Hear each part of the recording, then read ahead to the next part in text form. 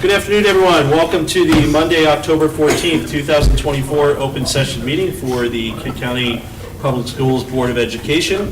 Rolling along the agenda, 1B is the approval of agenda for this evening. Do we have a motion to approve the agenda as presented?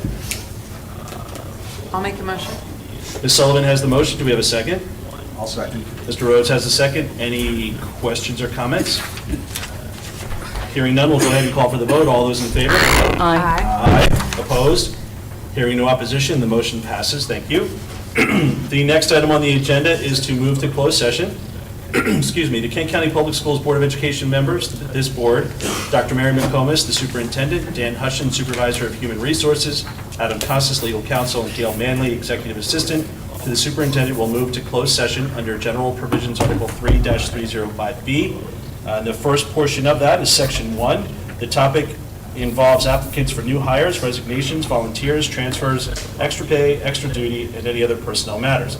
The reason for this topic to be in closed session is that public discussion of applicants and employee names and personal information could discourage people from working for the board and contain sensitive personal and biographical information.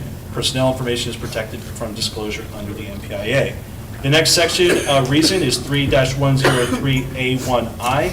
The topic is an administrative function, review findings and recommendations of ethics panel in response to complaint, and administration of ethics policy procedure in response to ethics panel findings and recommendations. The reason for this to be in closed session is the substance of discussion is considered administrative function outside the scope of the Open Meetings Act, but is discussed during an otherwise closed session pursuant to 3-104. With that being said, I'm looking for a motion to move into closed session. I'll make a motion. Ms. Sullivan has the motion. Do we have a second? I'll second. Mr. Rhodes has the second. Any further comments or questions? In the absence of hearing no comments or questions, we'll go ahead and vote. All those in favor? Aye. Aye. Opposed? Hearing no opposition, the motion passes. We will move into closed session and return at approximately 6:30 p.m.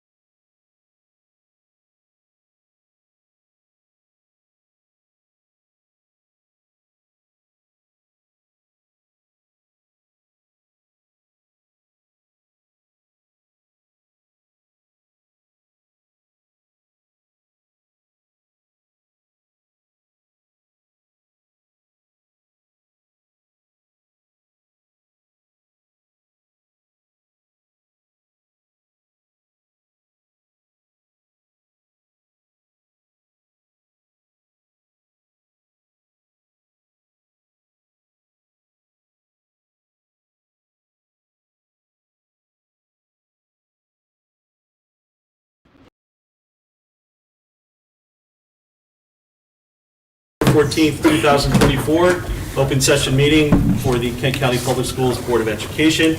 As we roll through the agenda, the first item coming out of closed session is to report on closed session. The Kent County Public Schools Board of Education members of this board, Dr. Mary McComas, the superintendent, Dan Hutchins, supervisor of human resources, Adam Constance, legal counsel, and Gail Manley, executive assistant to the superintendent, met in closed session under General Provisions Article 3-305B. In that meeting, we also amended the agenda to add a legal portion of the meeting.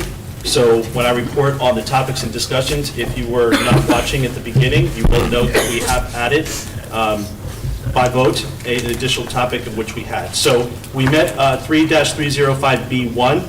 The topic was applicants for new hires, resignations, volunteers, transfers, extra pay, extra duty, and any other personnel matters. The reason for a closed session was that public discussion of applicants and employee names, personal information could discourage people from working for the board and contain sensitive personal and biographical information. Personnel information is protected from disclosure under the NPIA. We also met the new portion of the meeting was 3-305B7 for legal advice. The topic was a FERPA complaint. The reason for closed session discussion of the topic is attorney-client privilege. We also met 3-103A1I. The topic was administrative function, review findings and recommendations of ethics panel in response to complaint and administration of ethics policy procedure in response to ethics panel findings and recommendations. The reason for closed session discussion is that the substance of discussion is considered administrative function outside the scope of Open Meetings Act, but is discussed during an otherwise closed session pursuant to 3-104. Out of that closed session, we do have a resolution that we will read. Kent County Board of Education resolution to adopt ethics panel opinion and recommendation. Whereas the Kent County Board of Education, the board maintains ethic policy BBF and ethics procedure number 700-4 in accordance with the Maryland Public Ethics Law, see Maryland Code annotated General Prov 5-101, Comar 19A010100, whereas among the purposes of the public ethics law is to avoid improper influence or even the appearance of improper influence, to require public officials to meet minimum standards of ethical conduct, and to prohibit public officials from intentionally using the prestige of office or public position for the gain of that official or another.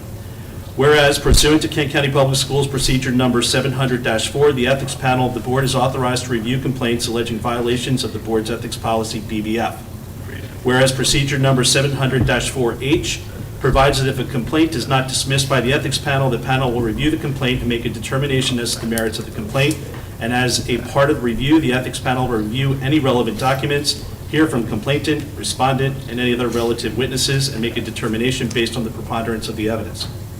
Whereas procedure number 700-4H provides that all determinations of ethics panel will be referred to the Board of Education for action.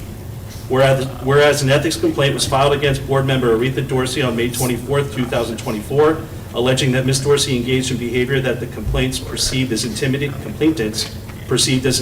and threatening, that she abused her power as a board member by visiting Kent County Middle School on numerous occasions without an appointment as a non-custodial grandparent to a student in the school, and by involving herself in the administration of the duties of school leadership and with regard to the discipline of a student at KCMS. Whereas the ethics panel convened on June 13th, 2024 to conduct a hearing on the complaint, during which Ms. Dorsey had the opportunity to respond to all the allegations raised in the complaint. Whereas the ethics panel issued its opinion and recommendation to the Board of Education, the opinion and recommendation on June 27th, 2024, in which it made the following findings of fact. Based on the testimony of the complainants and the respondent, the panel concluded that Ms. Dorsey did in fact on numerous occasions visit KCMS without an appointment, without consultation with or notice to the superintendent during school hours, insisting on meeting with complainants about matters concerning her granddaughter. Her actions and attitude caused or contributed to the impression that she was unhappy with administrative actions being taken, that she considered disciplinary decisions by the complainants to be inadequate. Although respondent denied that it was her intention, complainants testified that they felt that respondent expected and felt entitled to special treatment and attention. Whereas the ethics panel, in its opinion and recommendation, made the following conclusion of fact and law. Based on the evidence presented at the hearing, the ethics panel, by unanimous agreement, determined that Ms. Dorsey's repeated visits to KCMS and demand to meet with complainants and the tone and content of messages left for them left the intended impression that she was unhappy with her handling of disciplinary matters involving her granddaughter and other children at the school. In this matter, Ms. Dorsey acted inappropriately, exceeding her statutory authority as a board member in an effort to involve herself in day-to-day administrative and disciplinary decisions of KCPS employees. The ethics panel concluded that in these instances, Ms. Dorsey violated the spirit and intent of the ethics policy.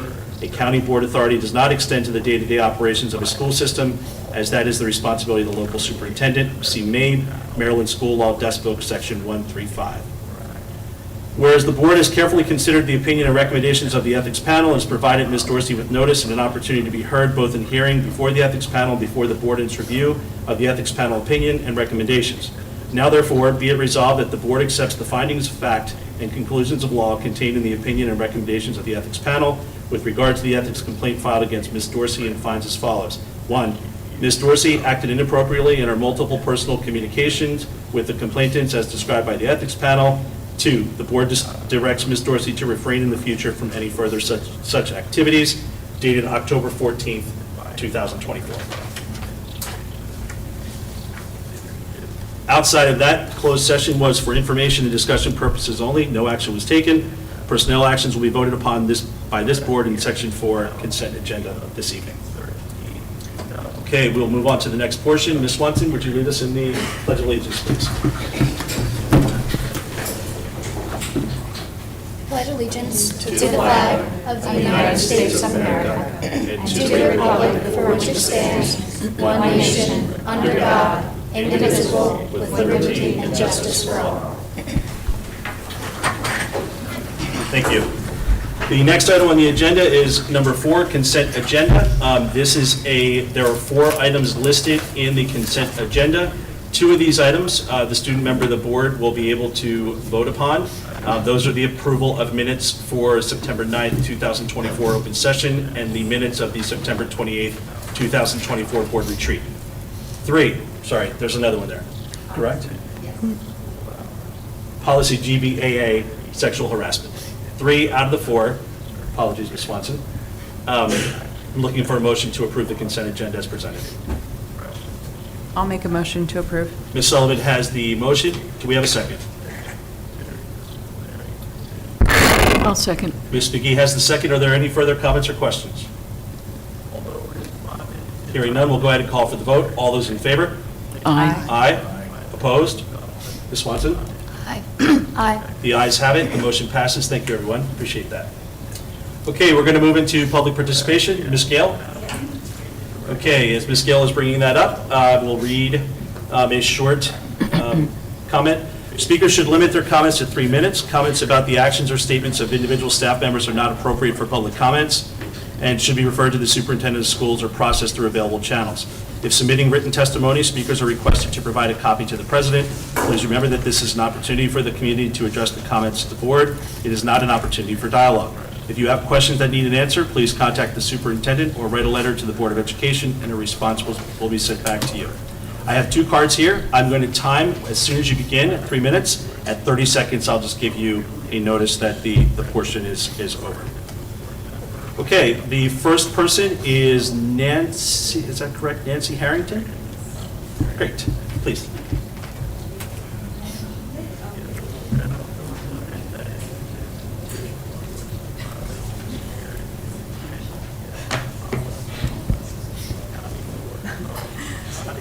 Good evening, Dr. McCombs, President Getz, and Kent County Board of Education.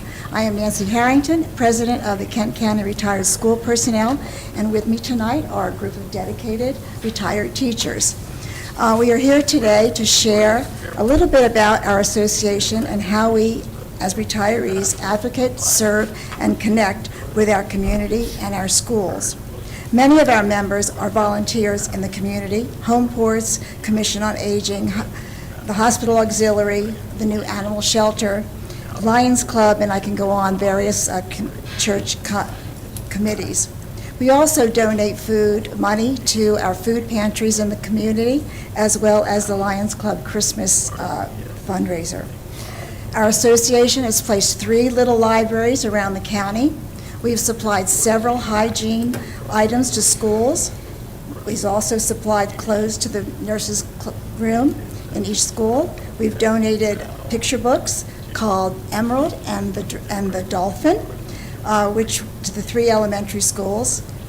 The book was written and illustrated by Dr. Ronald Gilbar, who happens to be the nephew of Glenn Michael, a retiree from Kent County Public Schools. It's really a cute book, too. This year, we've also supplied each school with a basket of probably healthy and unhealthy goodies to kind of get them through the afternoon blahs that, well, maybe we shouldn't say, but each teacher does go through. One of our greatest joys is giving scholarships to graduating seniors at Kent County High School. And this past year, we were able to give 5 graduating seniors $1,000 towards the college of their choice. We are able to give these scholarships through individual donations, a bus trip to the American Music Theater, which is open to the community as well as to the retirees. But the greatest amount of money is made at our holiday scholarship luncheon in December, where we raffle off beautifully created, themed baskets created by our teachers, retired personnel, and then raffled off. We've had a chocolate basket, we've had an Italian basket with wine, we've had a Snuggle Up and Read. 30 seconds. Oh, gosh, okay. And lastly, a quilt made by a retired teacher that lives in Florida. So what we are doing tonight is inviting the board to come to our December luncheon, where we are asking for a little hitch to it. We'd like you to either donate to the scholarship fund or create a holiday basket, which we can raffle off. The more baskets we have, the more money we raise for graduating seniors. There's also here.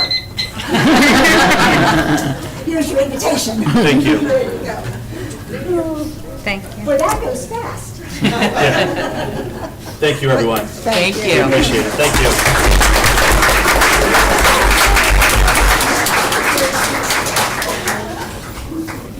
Okay, the next speaker is Matthew Swanson.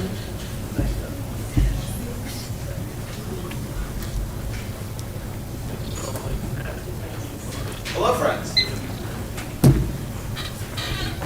My name is Matthew Swanson. I am the father of 4 Kent County Public School students, 1 at Garnett, 1 at the middle school, and 2 at the high school. One of my sons plays in the KCMS orchestra, and my daughter participates in several of the KCHS ensembles. Beyond being an outlet for creative development and performing, the various bands and ensembles support and nurture my kids in other important ways. They provide opportunities for teamwork, risk-taking, perseverance, community, and leadership. We've all accepted the value of sports to provide these benefits, but not all kids do sports. I'm so grateful that our schools provide these kinds of opportunities to kids with a wide range of abilities and interests. Running a music program is incredibly expensive. Instruments require maintenance and repairs, and sometimes need to be replaced. The financial need often outstrips the available county budget, and so the program has relied on the generosity of those within the larger Kent County community who value the arts and believe it's important for our students to have the opportunity to participate. I want to extend my sincere appreciation to the Kent Cultural Alliance for this evening's $10,000 gift to the KCHS music program. These funds will be used to purchase a new sousaphone, a new tenor saxophone, and digital performance quality piano for the McHugh Theater.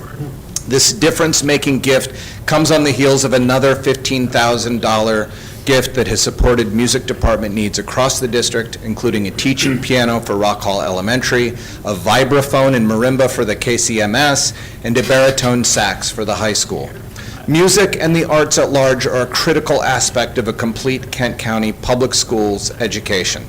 Thank you to Kent Cultural Alliance for believing in our kids, investing in their creative development, and giving them the chance to share their incredible music with us all. I also want to give a big shout out to our excellent district band teachers. Ms. Carney has stepped in at the middle school to fill some big shoes, and I'd like to recognize her dedication to stabilizing a program that has had a great deal of transition over the past few years. And Ms. Bortz has made huge strides with band programs at both the elementary and high schools. I cannot thank her enough for the many new opportunities she has organized for our students to perform and shine and truly feel the value of their hard work. Thank you very much. Thank you. Thank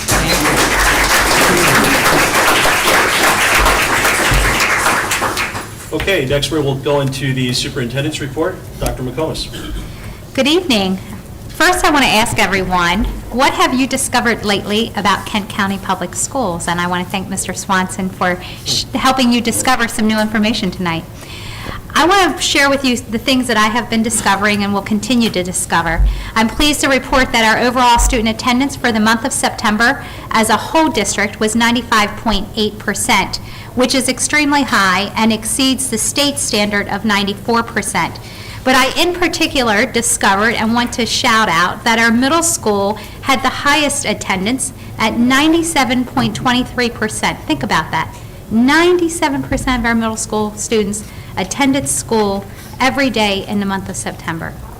This is extraordinary for middle school age students, and it so clearly reflects that our Kent County parents are so committed to educating our students consistently.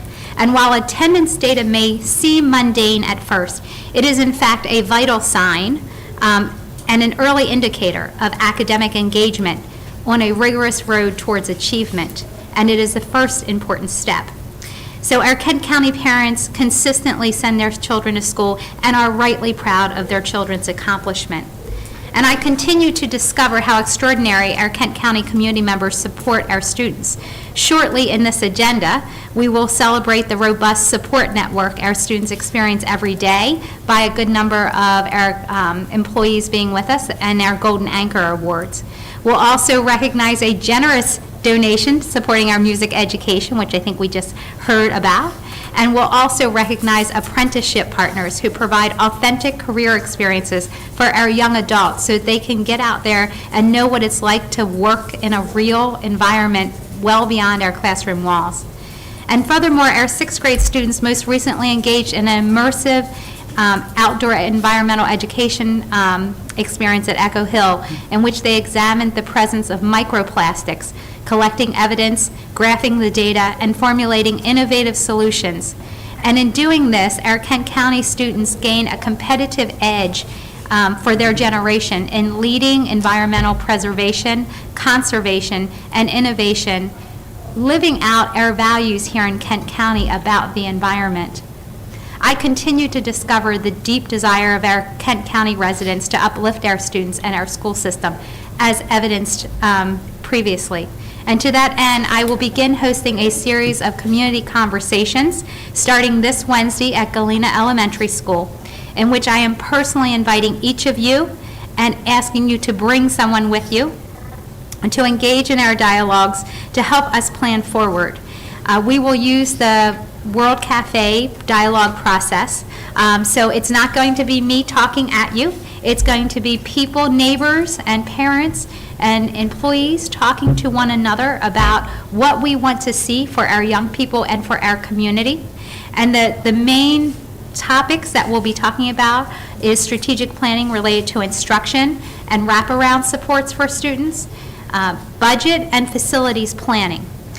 Your insights and wisdom will inform our action plans moving forward. So it is critical that you join us and that you invite your neighbors to join us. There are handouts in the back that you can pick up with all the dates. We're hosting them at each of our schools. Again, our first one is this Wednesday at Galena Elementary in the evening. Childcare is provided if you need it. We just ask that you register for the childcare in advance so we know we have the right ratio of supervision. In closing, I just want to say let's discover the future of KCPS together. So I hope to see you there. Thank you. Okay. Thank you, Dr. McComas. Okay, we're going to move on to the donation from the Kent Cultural Alliance.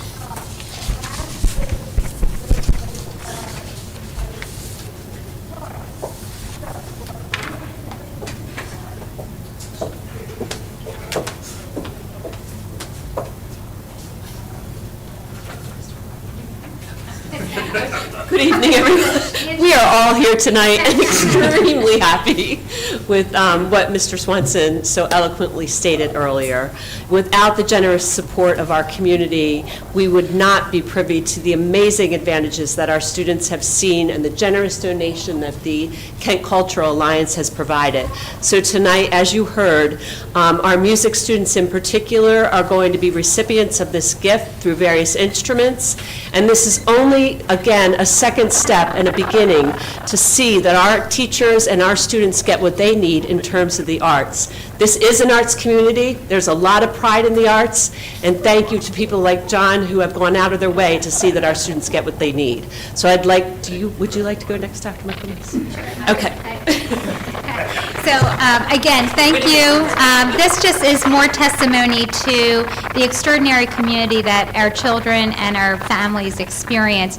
And I personally want to thank you because given our small student enrollment, it makes budgeting very challenging.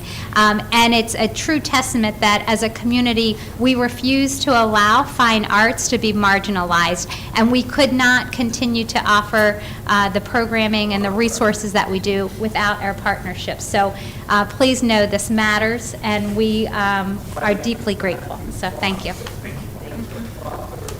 Thank you so much, and I stand here representing the Kent Cultural Alliance, which is formerly the Kent County Arts Council, and I stand on the shoulders of two giants, Leslie Raymond and, of course, Tom McHugh, who really initiated support for the arts throughout Kent County Public Schools decades ago.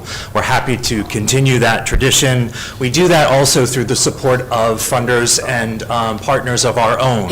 So of the $25,000 that has been contributed these 2 years, that includes support from the Robert F. Schuman Foundation, which is the family foundation of Ford and Marilee Schuman, who, although they live in Queen Anne's County, their heart is here in Kent. They are both fantastic artists, musicians, and supporters of this work. We also did it with the support of Caroline Gable and the Shared Earth Foundation, and funding directed by the board of the Kent Cultural Alliance.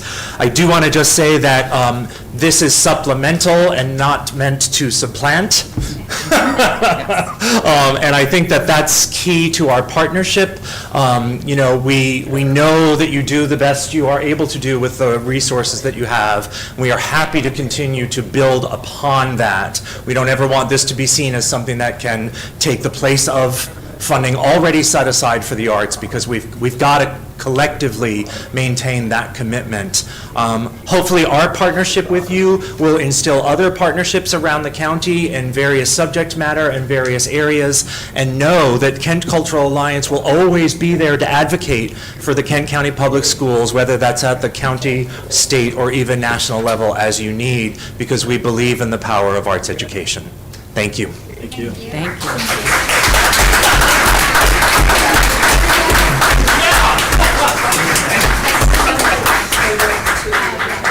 Where do you want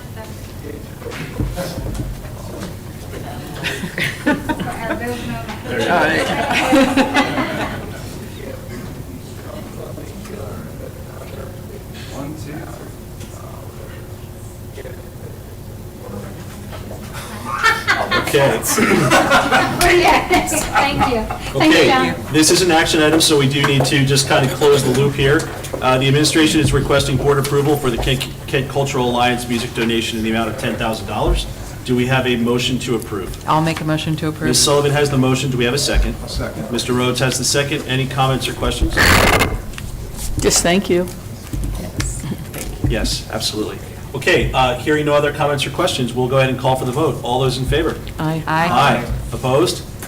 Hearing no opposition, the motion passes. Thank you again very much for this, and hopefully the board continues to know that it's not to supplant and to add. So thank you for that, appreciate it. Okay, we're going to move on to the apprenticeship recognition. I see Mr. Porter on his way, and Mr. King. Oh, okay.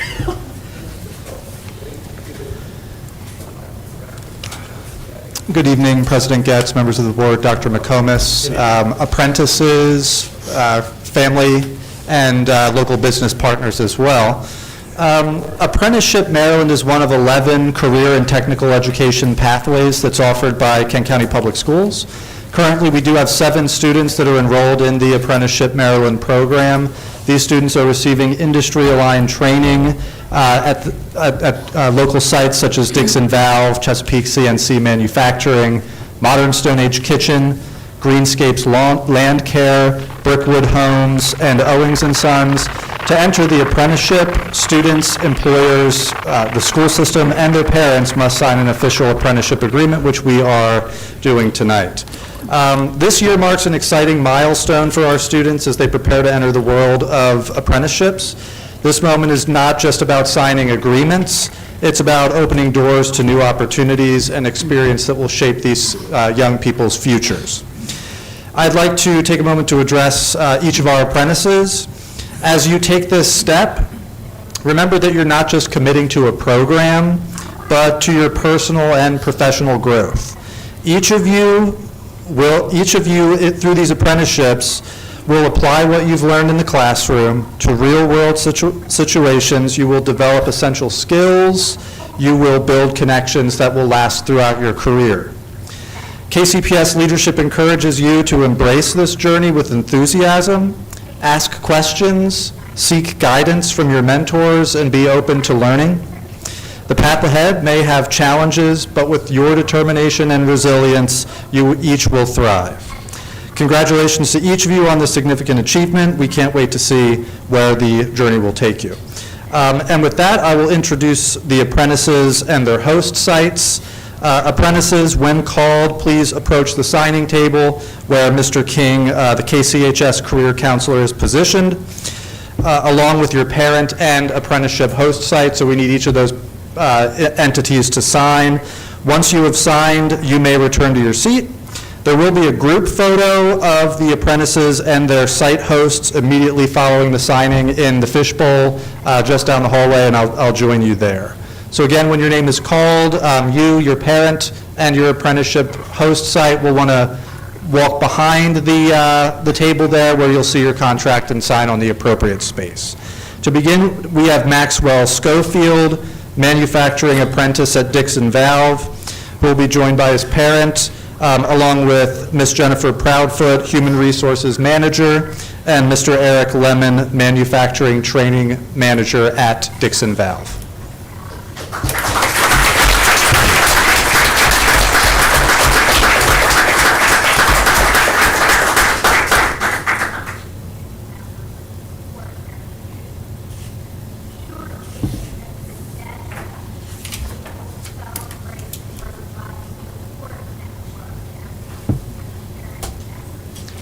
Congratulations, Maxwell.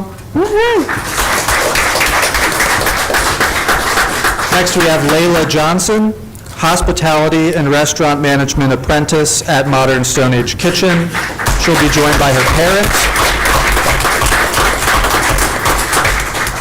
as well as Christina and Bill Schindler, owners of Modern Stone Age Kitchen.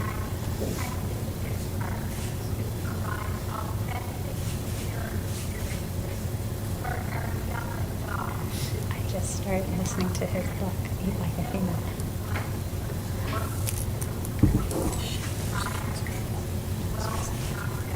Man, that bridge, we gotta get near the bridge so people don't miss it. Congratulations, Layla.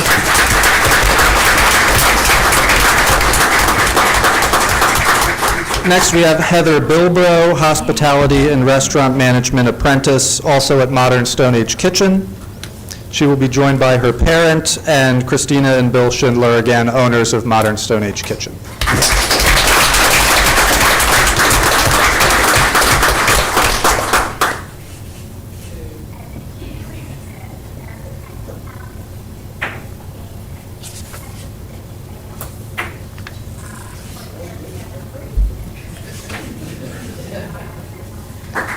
Congratulations, Heather. Next, we have Gavin Larimore, Landscape Management Apprentice at Greenscapes Land Care. He will be joined by his parents, as well as Casey Hurd, owner of Greenscapes Land Care.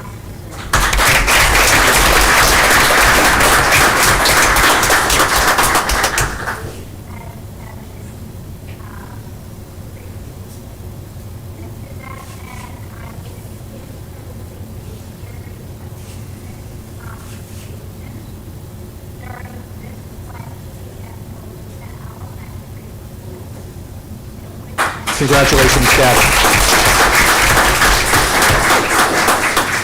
We do have two apprentices who could not be here this evening. Benjamin Phillips, geriatric nursing aide apprentice at Brickwood Assisted Living, and Trevor Fuchs, farming apprentice at Owings & Sons Incorporated. Finally, though, we do have Ethan Clark, who I refer to as the original apprentice. He's been apprenticing since January of 2024, manufacturing shop apprentice at Chesapeake CNC Manufacturing.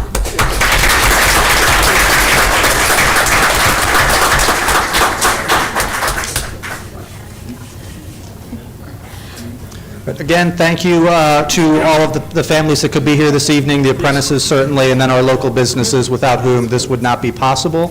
If you would please join me, we'll head to the next room for a quick photo. Thank you. I just want to thank all our apprenticeships partners because this is profound for kids. So thank you, and enjoy your photo. Thank you, everyone.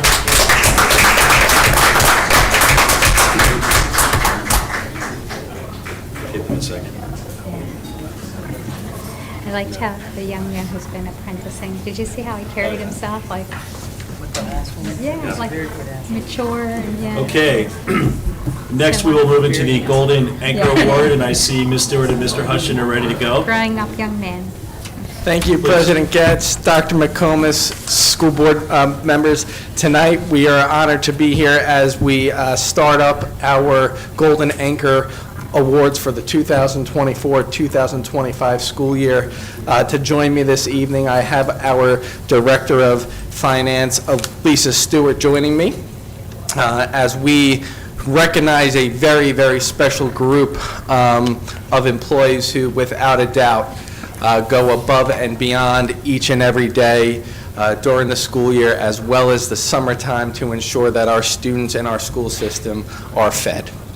I don't know if they know why they were here this evening, but Ms. Stewart would like to honor all 22 cafeteria workers and our food service support supervisor with our October Golden Anchor Award this month.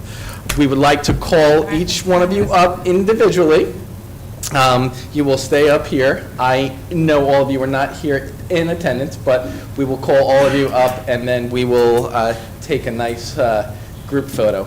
So if everyone can join Ms. Stewart in honoring our staff, we'll hold the applause for okay? All right, we're going to start off with our food service support supervisor, Angela Knoll.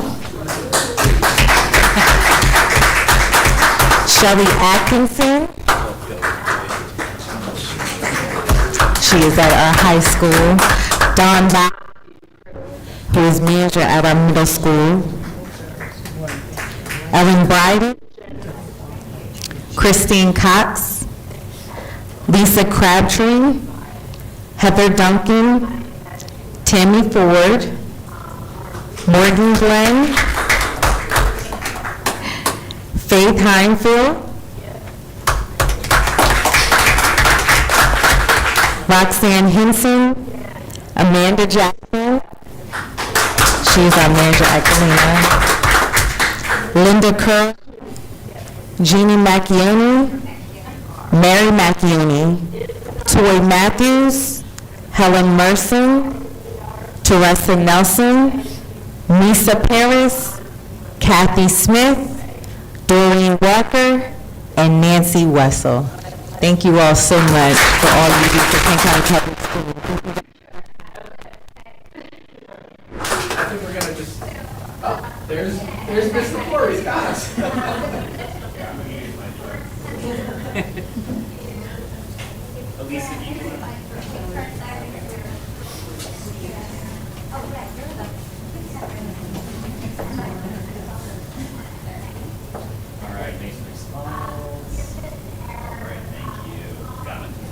All right.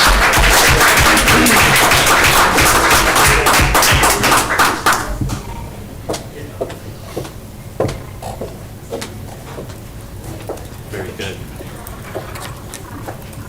Thank you all. Congratulations.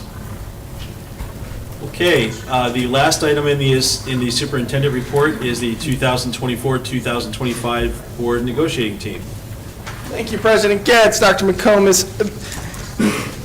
Members of the board, tonight I bring forward for approval our 2024-2025 Kent County Board of Education negotiating team. Members of this team include myself, Dan Hushin, serving as the chief negotiator, Mrs. Gina Giacomowitz, Miss Elisa Stewart, and Mr. Tom Porter, as well as Adam Constas, legal counsel, who will serve as an advisory member. With that said, the administration recommends approval of the 2024-2025 Board of Education negotiations team. Great. As Mr. Hutchin mentioned, this is an action item. The administration is recommending approval of the 2024-2025 Board of Education negotiations team. Do we have a motion to approve? I'll make that motion. Ms. McGee has the motion. Do we have a second? I'll second. Ms. Sullivan has the second. Any further comments or questions? Hearing none, we'll go ahead and call for the vote. All those in favor? Aye. Aye. Opposed? Ms. Swanson? Aye. The ayes have it. The motion passes. Thank you, everyone. Appreciate it. Thank you, Mr. Hutchin. Thank you. Okay, the next portion of the agenda is board discussion. Ms. Swanson? All right. Hello, everyone. Happy October. I can't believe we're already halfway through October. I feel like school just started, but this month has already brought so many fun and exciting things, and is sure to bring more. I'd like to start off by talking a bit about the board retreat that took place on September 28th, which feels like a long time ago, but the board development director, Molly Young from MABE, which is the Maryland Association of Boards of Education, came to help us come up with goals and standards for ourselves and our superintendent. I feel that it was a productive brainstorming session, and I'm grateful to MABE for their support and facilitation of that event. I really liked it, and I think the board will agree that it was a great experience for everyone. If you'd like to view the minutes for those, they are available on board docs. I also want to thank MABE for hosting their annual conference last week, in which school board members from across the state gathered for breakout sessions, panels, workshops, and more. I only went for one of the 3 days that the conference was happening, but my experience was amazing. I learned a lot about how different school systems think about and tackle certain issues, and I got to connect with brilliant Board of Ed members from across the state, and that's adult and student members alike. So it was a great networking opportunity and brainstorming opportunity, so I'd like to thank MABE for hosting that, and I'd like to thank the board for inviting me to that, because I think I'm I'm the first student board member from Kent County to go, so that's pretty awesome. Moving on to some high school topics. It's homecoming week at the high school, which is very exciting. The school spirit is on full blast. We have spirit days, hallway decorations. Junior hallways, definitely the best. We have a pep rally on Friday, our homecoming dance, and our homecoming football game. The football game is on this Thursday, the 17th, at 6 o'clock against Washington, and the dance will be on Friday, October 18th, from 7 o'clock to 9 o'clock. So please come out and support the Kent County Trojans for the football game. I'd like to shout out the Makerspace program run by Mr. Poor right over there. This is a club that meets weekly at a renovated space at the Old Warren Elementary School building, and it's a really amazing space. We have laser cutters and computers and like these cool sticker making machines with 3D printers, D&D campaign, snacks, and more. So this program is available to middle and high school students, and they are able to join. And as someone who frequently attends it, I highly recommend it. So just wanted to give a shout out to that. Something I've been working on with Dr. McComas and Ms. Hempstead at the high school is creating a student advisory council at the high school. I'm currently working with teachers to recruit students to be a part of this program, which is a program that that will help give students an outlet to address issues and brainstorm ways to solve them within the high school. I think that the student voice is very important, and it's often not heard, and I don't think there's not really a club or a space at the high school that I feel students can express what they feel needs to be done or changed. We have, and the clubs we do have, like SGA, and we have sports teams, and we have Interact and NHS and all these things, but I think that we need more diversity in those clubs, and so I want this organization, this is why I'm working with teachers, to help recruit students whose voices typically don't get heard because they have a job or because they don't feel like their voice needs to be heard. There are so many different reasons that brilliant students don't speak up, and I don't think that's good. So I'm going to try to make this program a way for students to really use their voice. And I'm going to actively recruit students who I don't think use their voice but should. So, still working out the details on that. I just got an email sent out to teachers about recruiting students, but I'll keep you guys updated on that. I just wanted to bring it up because I think it's something that's important. One last thing, and then I'll stop talking, that I'd like to make people aware of is the fact that I'll be making short summary videos on the Board of Education meetings following meetings in the future. I understand that reading the minutes from our meetings can be intimidating and that not everyone has time to watch the live streams on our YouTube channel. So I hope that this video can make the topics discussed in our meetings more accessible to the public. I'm still working on the details, like I said, but be looking out for that on our website and on our social media. I think that's it. Thank you so much. Thank you, Ms. Swanson. Appreciate it. Ms. Dorsey? Yes. I would like to take this time to congratulate our Teacher of the Year that was nominated, Ms. Caitlin Wright, and I appreciate her for her hard work and commitment to our students. I also wanted to thank the other teachers that may not have been nominated but worked very hard as well with our students and have that compassionate heart to want to see them all succeed. So I just want to thank the teachers in general as well. And I also just wanted to say, since I've gotten an ethnic charge, of course I want to comment on that. Because I did not run for election to abuse power that I didn't know that I had until I got written up. And other things as far as the things that was said about me, that a lot of it wasn't true, but hey, I mean, it's out there, it was said, and I have to digest it regardless and move on and remember the reason that I ran, remember the reason that, I took this office because of my love for children and wanting them all to be treated equal, wanting them to be seen as individuals, wanting the different problems that do happen inside the school to be addressed.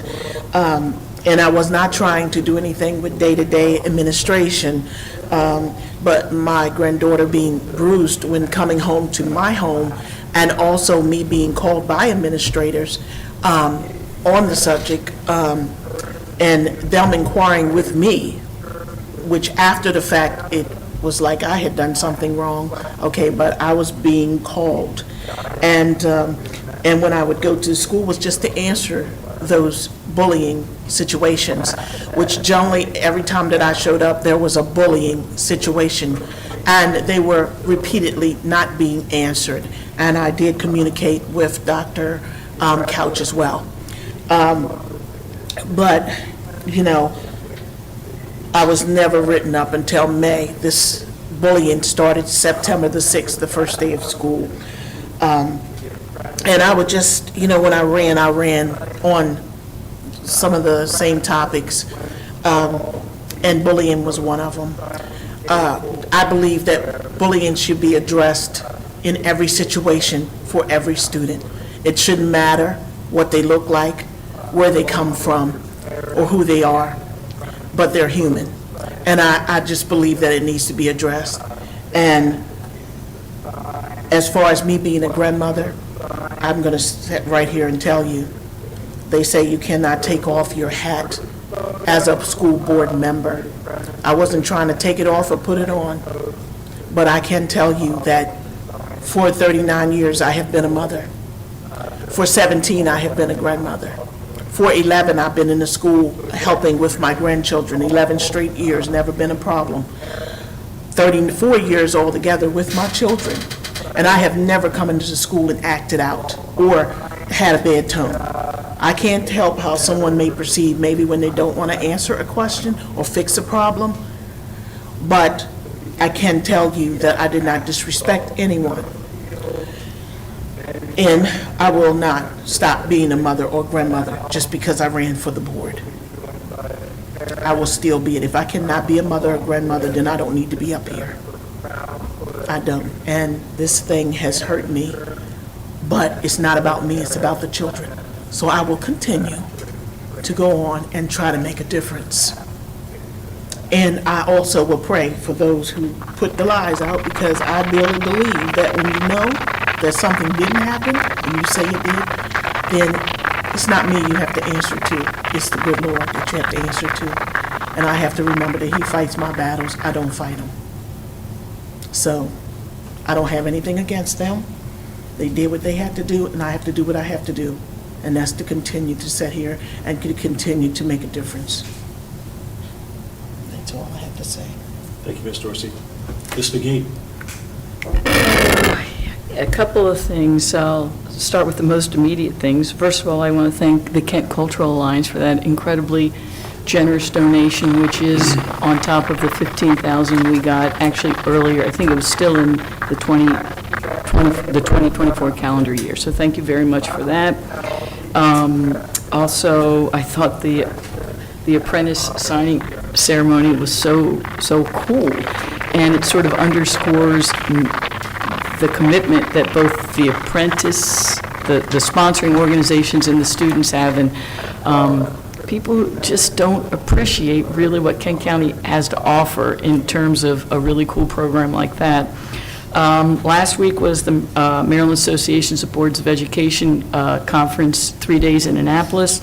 I want to say that all 5 of Kent County Public Schools board members went, which was a tremendous showing, because one of our neighbors, and I won't say whether they're below us or above us, only had for the second year in a row 1 member, and there were 2 school districts that didn't send anybody.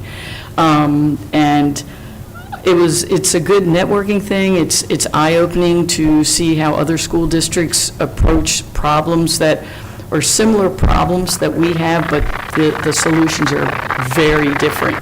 And I know everybody's school district is unique. I think if there is such a thing as being more unique, which probably there isn't such a thing, but I'm going to say we're more unique than anybody, and that part of our challenge is financial, and there are avenues that can support us in that, but I really feel that because we are more unique than anybody else, it's really going to fall to us to figure out the best way to solve our problems. We can, pick and choose how some other school districts do it, but nobody's really going to be able to understand us except us. And I feel like we need to take ownership of that and realize that, we're in charge of making our school district the district that we want it to be. And the last thing I'd forgotten already, it was just 3 weeks ago, but so much has happened, I'd forgotten we had a retreat until Alden mentioned it. And I thought it was great. I thought the tone was, I'll take ownership because I was kind of a jerk last year at it, but I was a whole lot better this year and more collaborative. And I think a lot of that is, I don't want to embarrass her, but I think a lot of that is because of who our new superintendent is, and I feel like we're all just so on board with supporting her because we recognize that she's really diving in like crazy to elevate us, to elevate the professionalism of our staff, and just to do everything we can to, we want to be able to give our kids everything. We can't give them everything, but I just feel like we're really united as a team, and it's kind of a refreshing tone, and I'm really happy to be on the board. Thank you, Ms. McGee. Mr. Rose? Thanks, that's awesome. Thank you. You could have smiled. First of all, I do want to thank the Kent Cultural Alliance. I think that's just wonderful, the band. And we're getting good support. They fought for it a couple months ago, and they're getting what they want, and it's just wonderful.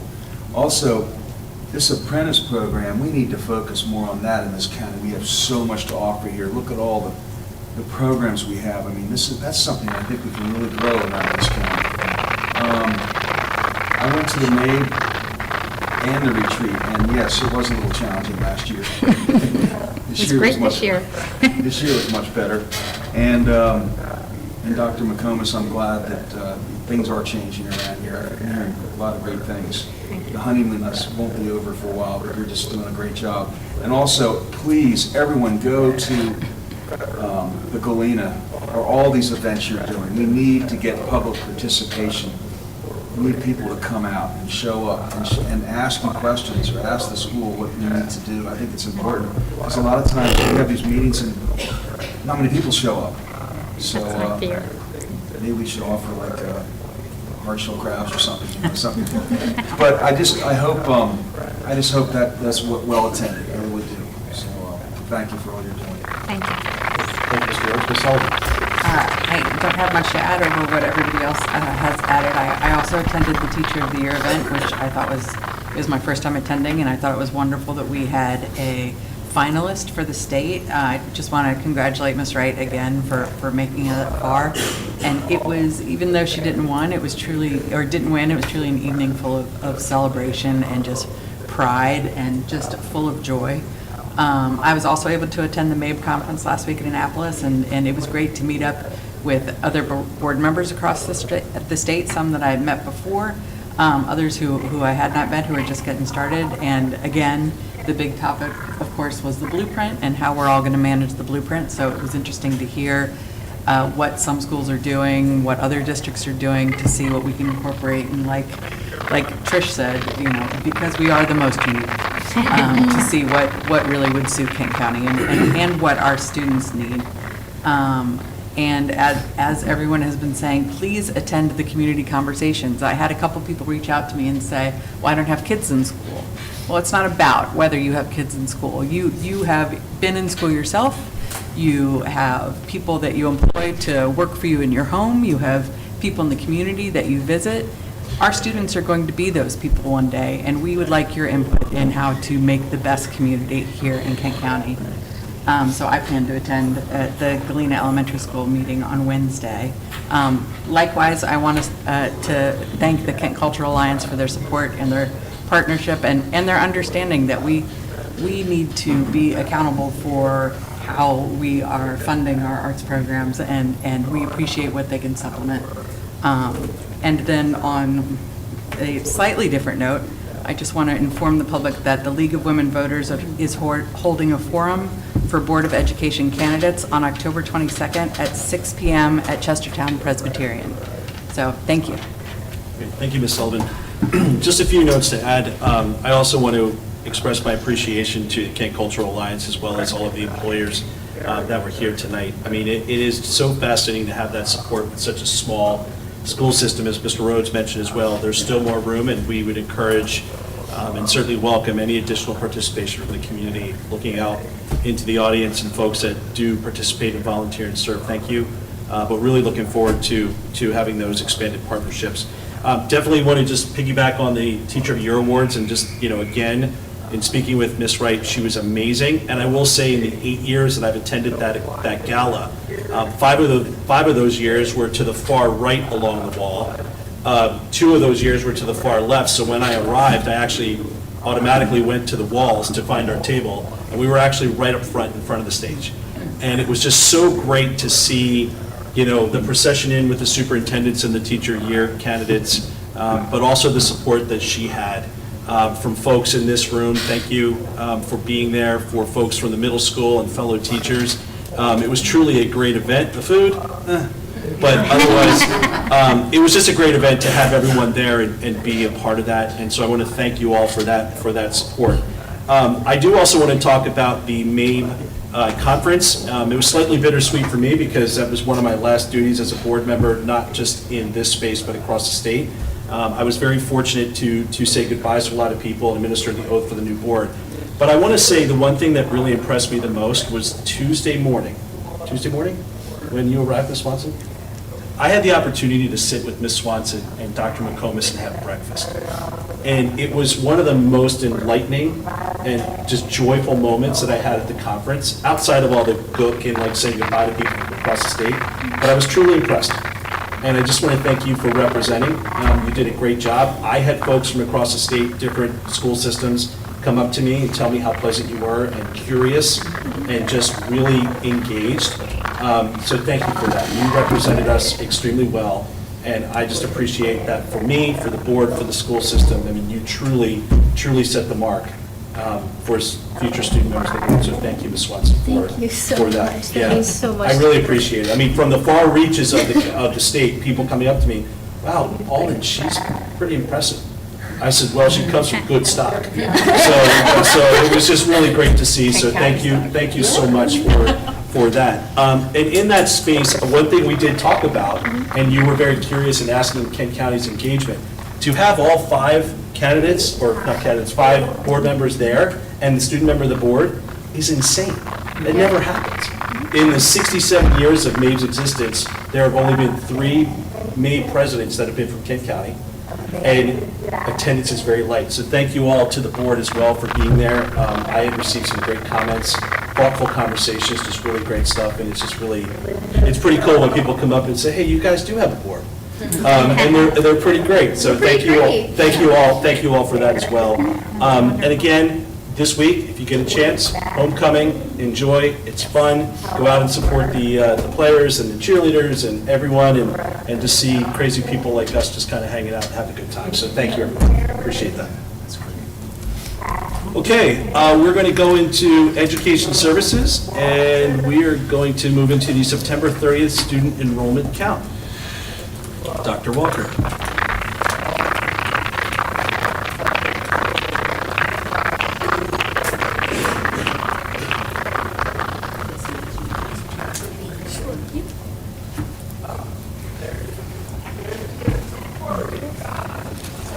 Good evening, President Getz, Dr. McComas, and members of the board. Good evening. I'm here to present the September 30th, 2024 enrollment counts.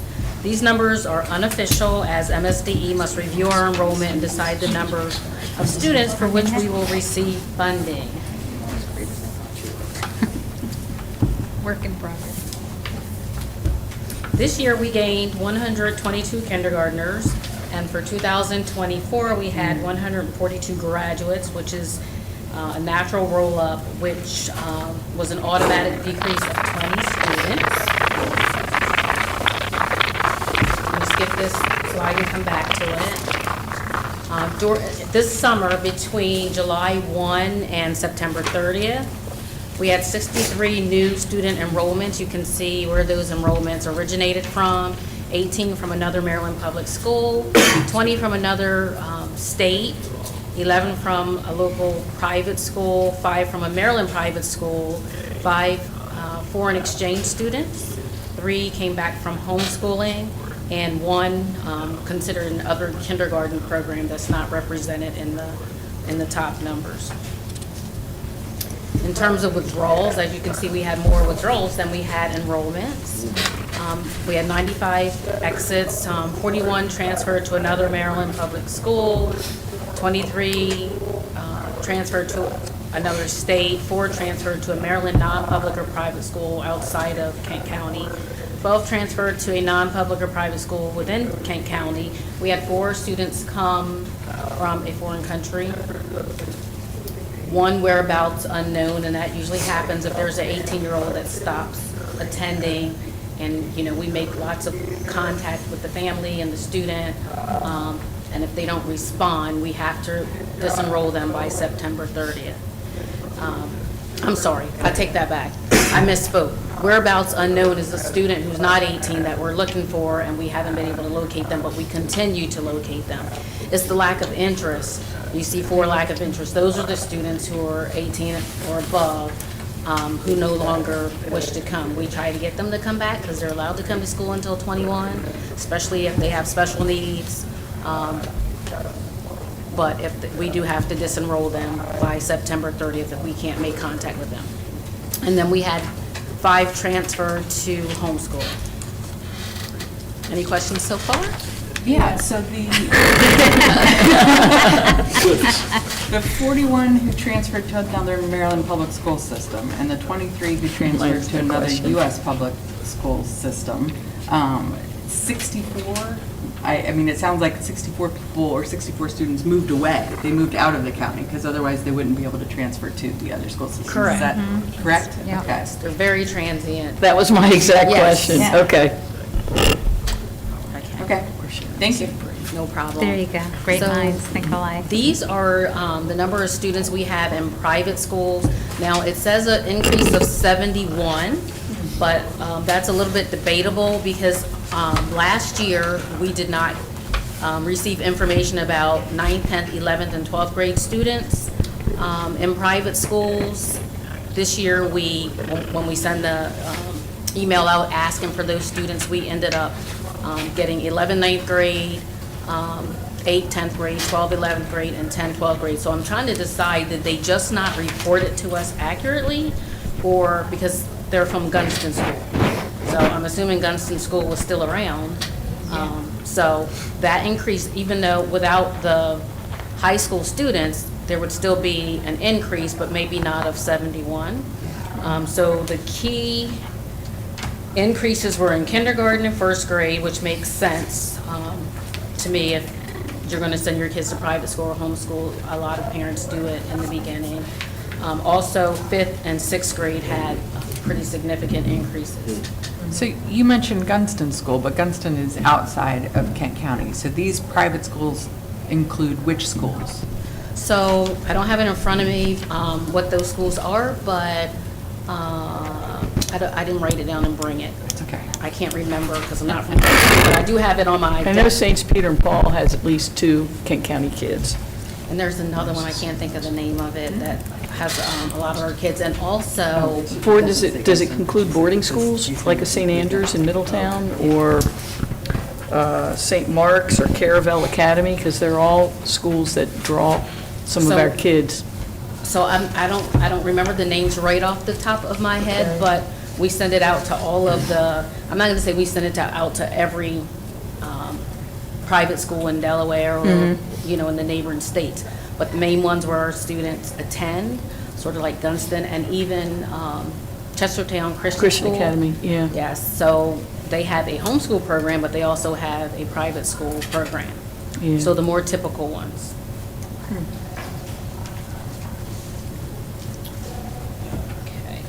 So on the next slide, our homeschool students in Kent County for this year so far is 153. Last year, at this time, there were 138 students by September 30th. Excuse me. How about, do we have a program going on right now to try to bring in some of these Yes. homeschoolers? Is that Yes. started in this count, or will that start next year? It has started, and I'm going to address that as well. If you're talking about digital scholars? It is. Yes. Yes. So I will address that in 1 second. So this last slide just says, out of attendance zone requests. Historically, I've seen that this information was reported, so I reported it again. There were 53 applications, 47 were approved, 6 were denied, and it was all because of class sizes. And out of attendance just refers to within the district, somebody asking to go from their home school to. Correct. To Out of And the it would neighborhood only be elementary school. Right. Correct. Gotcha. All right, so now I'll go back to that, the one that I skipped, and this is where you can see the comparison between September 30th of this year and September 30th of 2023. For Galena, Galena has 17 more students. Garnett has 24 less students. Rock Hall has 17 more students compared to September 30th, 2023. We still have 3 in our 3-year-old program.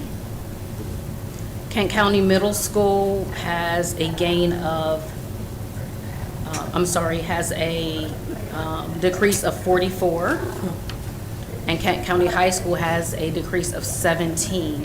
So when you look at all of that, our overall enrollment is minus 51 students. Included in that number, it would have probably been more due to homeschooling, but we do have 8 students in the Digital Scholars Program, and they are already represented in these numbers. They're actually our students, so they are enrolled in Power School in our system. But just for reference, I put down that we have 8 students.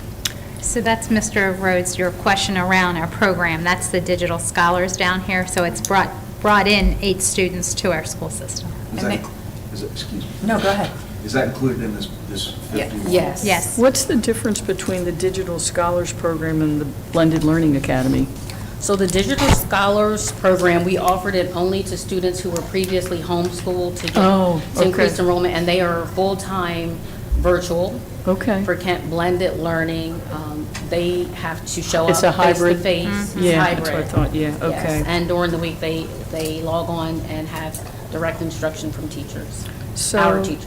do one or both of those programs allow the students, so they show up and they're considered enrolled in Kent County Yep. Public Schools? Yes. So they can avail themselves of extracurricular Yes, programs? they Okay, can. gotcha.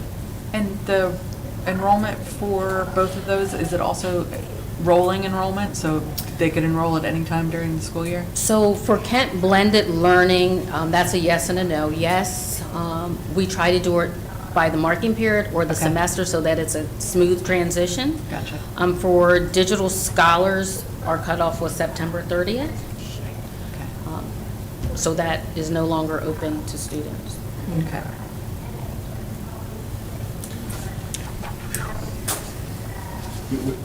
Where do you see the trend in enrollment? Think we're leveling off now, or what? I'm sorry, I can't hear you. Our trend in enrollment, do you think we're leveling off now and we will start, because I remember at one of our meetings, we're supposed to start growing for students. So do you have any idea on where you think we're going? So it's hard to say.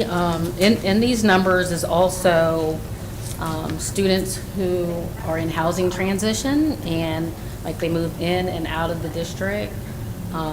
So there's a lot of different factors. People move around all the time.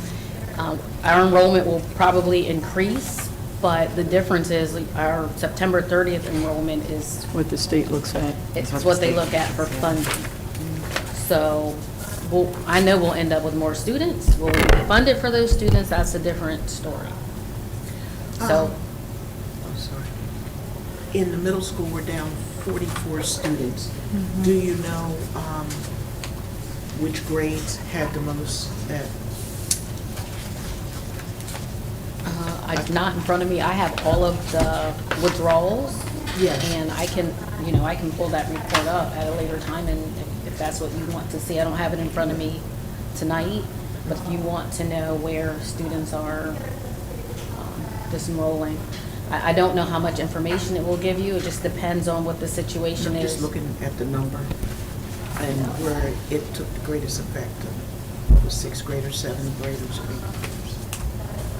graders. Were you surprised that the number of homeschool students increased? I mean, I know that was a big push during COVID, and I'd like to think we're out of that ripple effect now. I was hopeful that that number would go down. I was hopeful also. I feel like, and I haven't been in the district that long, but I felt like it was pretty stable for the last 2 years.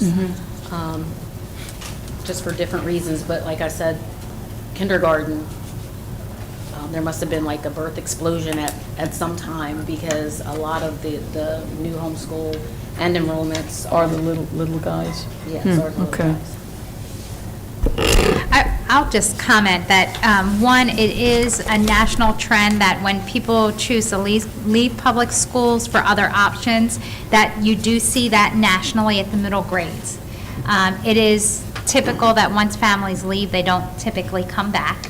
And so when I think about where do we strategically focus on stabilizing our enrollment and hopefully expanding our enrollment, that's really where we need to focus with the younger grades. I think the, full-day pre-K is beneficial because once families come in and have a positive experience, they're more likely to continue to matriculate their child through our programming. So I just offer that. If you look at our numbers, you see where we are seeing growth. It's in Galuna, so in that northern area. We know that our multilingual learner population follows the trend of the state, which is multilingual students are increasing across the state, and we are seeing that. And we are seeing that in the Galena Elementary feeder system. So they are some of the trends that we are following that happen across the state and the nation. I think it's one of the things, and I've tried to talk about this a little bit in my superintendent's report over the last couple of months, is as I am out meeting with people in the community, the impressions that people have of our school system are not accurate to what I'm seeing in our school system. And I'm somebody who's brand new. So I believe people, some friends in the community have a perception, maybe based on something several years ago, or maybe in the past that at that moment in time was an accurate experience or perception. That is no longer the case, which is part of why I'm using the term discover. We need everyone to help rediscover or to discover anew, if they've not been familiar with Kent County Public Schools, what is actually happening today. If you look at the level of celebration that we had going on, we have a lot of things and positive things that are happening for our students and our families and our community. I think we're not sharing the good news enough. And so I just, again, invite everyone to come to these community conversations and help become an ambassador. And I am happy to meet with anyone and take them into our schools so they can see with their own eyes. There are tremendously positive things happening. But certainly a declining enrollment is, that's a vital sign that we should all be concerned about. And when I look at the summer withdrawals, to your point, Ms. Sullivan, 67.4% of our students that left because they were leaving the county. So it's not that they were staying here, but that's, 67% of the withdrawals were people leaving the county. Now, why are they leaving? I suspect their families are relocating for work purposes. I'd like to say one thing. We voted on this months ago, but we have that development approved up in the Millington area, and they're apparently going to put a lot of homes up, maybe some low-income housing. I don't know what's going here, but when that gets on track, that's going to help us out. I really feel like, because people might be able to live in this county and then won't leave. Mm-hmm. Just a thought, and we might have a lot of growth, and I think that's coming along the way. I don't know when all that's starting, but we should keep track of that, because it's important for that growth, especially in that part of the county. So. Agreed. I'll keep an eye on the Millington Town Council. Okay, any additional question? Okay, this item was for information only. Thank you, Dr. Walker, appreciate it. Thank you. Okay, next on the agenda is the Blueprint for Maryland's Future, KCPS update. Mr. Porter.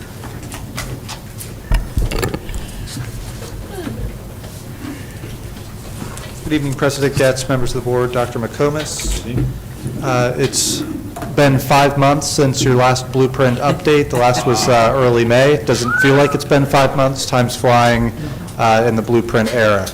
So this is going to be lighter than your typical Blueprint night. Just a status of implementation, but we're going to really not look at the gamut of implementation. We're going to zoom in on one particular area by pillar, and then talk a little bit about some of the things that we need to be paying attention to moving forward. So the presentation will follow the 5 pillars of the Blueprint. At this point, I've been touting that I do feel that our board and our administrative team and our teachers are likely more well-versed in the language of the Blueprint than other districts, which is a success of being small, I believe. So to start with Pillar 1, you've seen this slide before. The goal of early childhood education in the Blueprint is to expand high-quality full-day pre-K and to make it free for eligible 3- and 4-year-old students, with the goal of increasing readiness for kindergarten. This pillar has 4 areas of focus: access to high-quality full-day pre-K, the mixed delivery, which is the public-private pre-K partnerships. We're looking at workforce development for pre-K staff and readiness for kindergarten.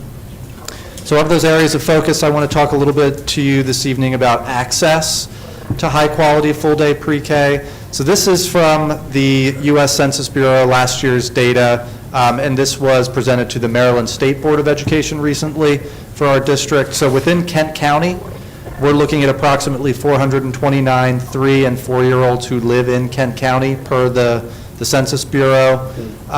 When we talk about the number that we serve, we're at about 26% of our 3- and 4-year-olds are in our public pre-K classrooms. That demographic is less than 1% of those who live in Kent County. So access to high-quality full-day pre-K, those 429 3 and 4-year-olds are the ones who we are granting access to. So to look at the seats over time, beginning in 22-23 school year and then working up to this current school year, what you're seeing is pre-K, private and public pre-K enrollment over the last 3 years, 101 in our pre-K 2 years ago, 111 last year, 103 this year. That's our pre-K enrollment. Do note that last school year, we did not officially have any students in our private pre-K, simply because we did not have an official MOU with that partner. This year, we do have an official MOU with Kinder Connections in Betterton, so we have a very small percentage of students in our private being served through a private pre-K. That's the mixed delivery in focus. So that is what we're looking at in early childhood education. Moving forward, we do need to consider how to expand our high-quality full-day pre-K to 3-year-olds beyond what we're currently doing at Rock Hall. We need to consider how we can accomplish the Blueprint's vision for 30% of those pre-K seats being in the private sector, engaging private child cares to see who's interested in partnering with us for pre-K. Mr. Porter, can I just make a comment on that? So last week at the MAVE conference on the last day with Dr. Carrie Wright from MSDE State Superintendent, there was a question that came up from the audience regarding the private providers and the struggle across the state.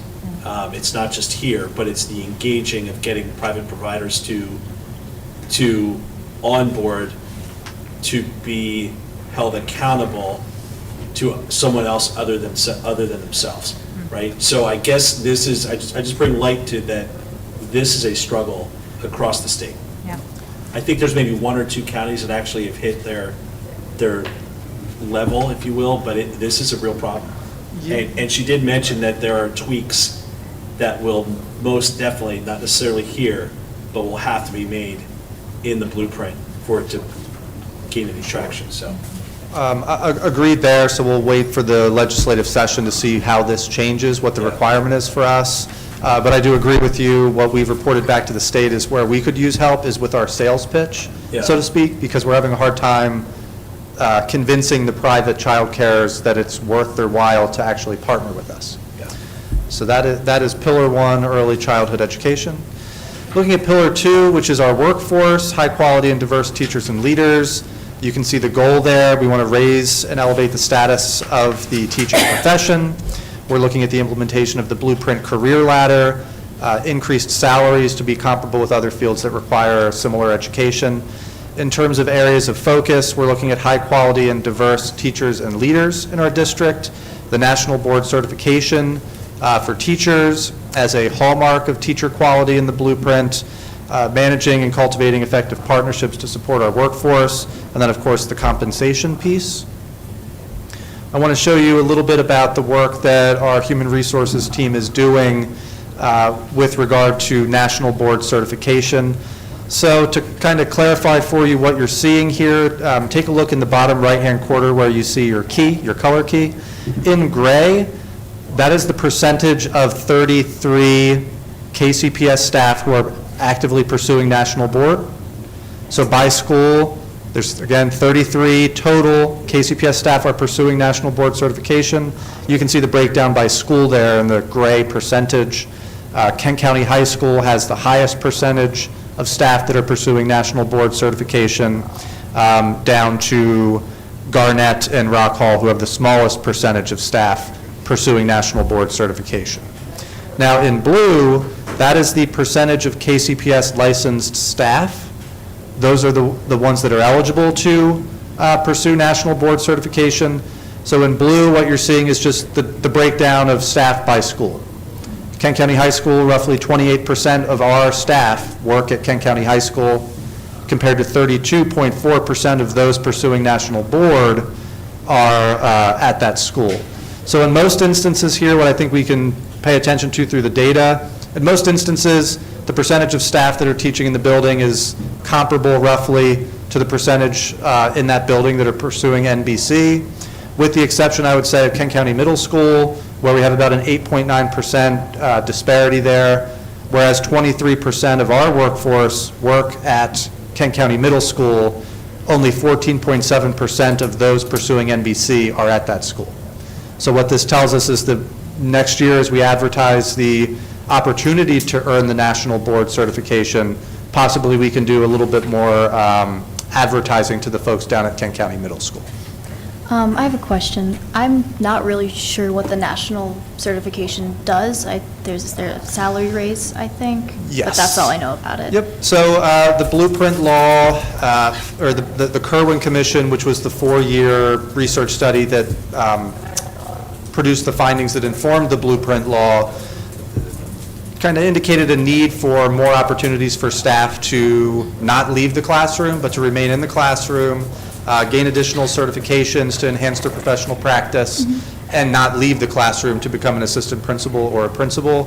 So the state of Maryland, the legislature said that they felt that the National Board Certificate for Teachers, NBCT, is essentially the gold standard of teacher quality. So if we are required by law to incentivize teachers to earn that. Teachers who meet the definition of a teacher, who are teaching in the classroom a certain percentage of the time, they are eligible to earn a $10,000 pay increase upon conferral of that certification. So at this time, we have 33 individuals who are pursuing across every building in the district, including our two ESOL teachers, I believe, are pursuing, and they are multi-school. So that's the 8.8% of multi-school that you're seeing there. So Tom, if I could just add one thing. One piece of this process that our educators, are going through is to ultimately become more reflective in their practice. And you'll start to see it up at the high school. Each teacher going through this process at some point is going to have their teaching filmed so that they can go back and watch it with the intent that it's going to help them improve and grow on what they do every single day. Awesome, cool, thank you. Okay, so moving forward, and again, there's a lot there in Pillar 2. We're just touching a little bit on the NBC aspect there. We do need to move forward with the career ladder implementation. Ms. Swanson, what you were alluding to there is the increase in pay for those who earn NBC. That's all related to this career ladder.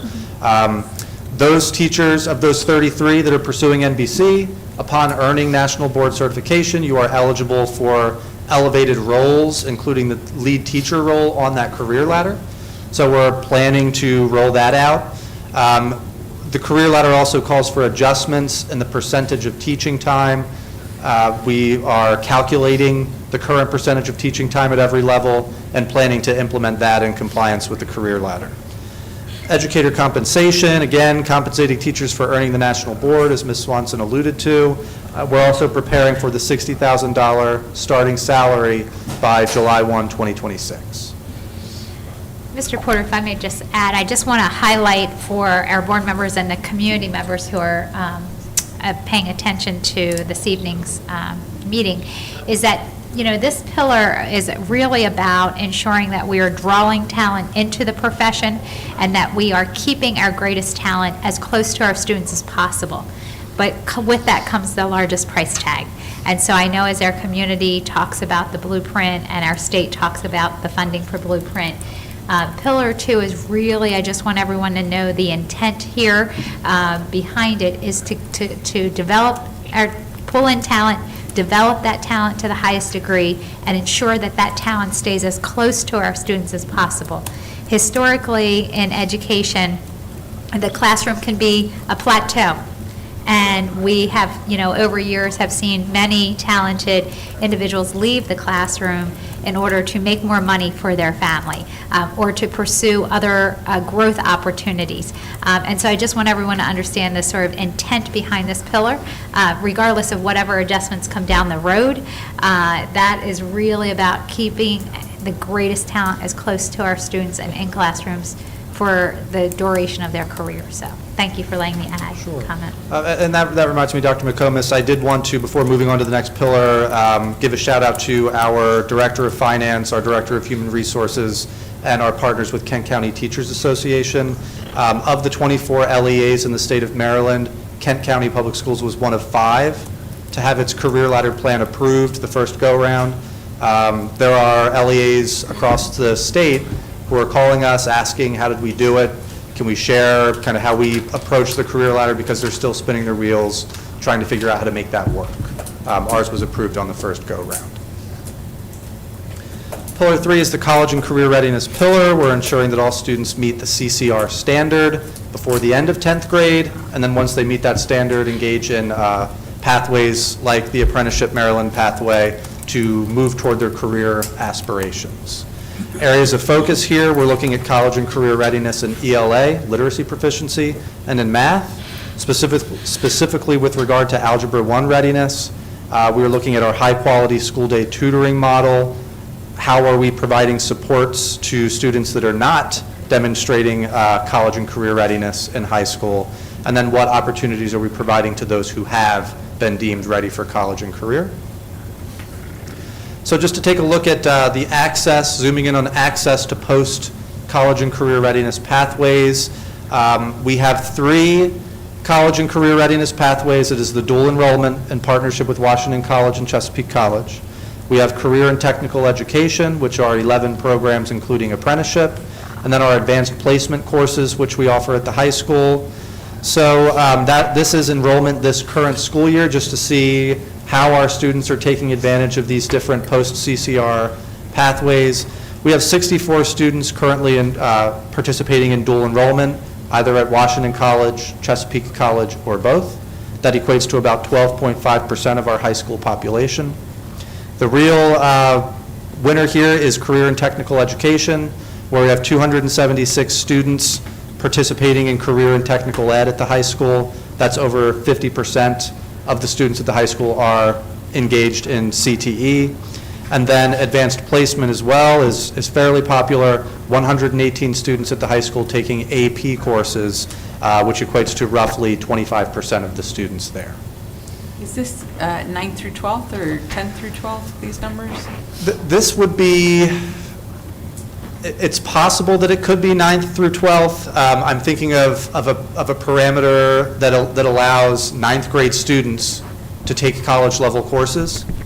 I don't believe we have any students taking advantage of that right now, although I do know one 10th grader who's taking advantage of that. He's sitting in the audience this evening wearing a dark suit. So, but largely we are looking at 10th through 12th grade, 10th grade being the entry point for CTE and advanced placement. So if I may, I just want to do a shout out, and as ambassadors, look at that. Oh, slightly more than 1 out of every 2 students is in a CTE program. So when people say we need to focus on that, we are, and will continue to do so, and you can go out to the community and share over 1 out of every 2 students plus a little is in a CTE credentialing program focused on high skill, high wage, and in-demand careers. So. Well, there was, recently, I don't know if it's still the case or not, but I thought Kent County Public Schools may have led the state in the number of dual completers. I mean, we have historically had a high percentage of that. How many of our 11 pathways are certificated?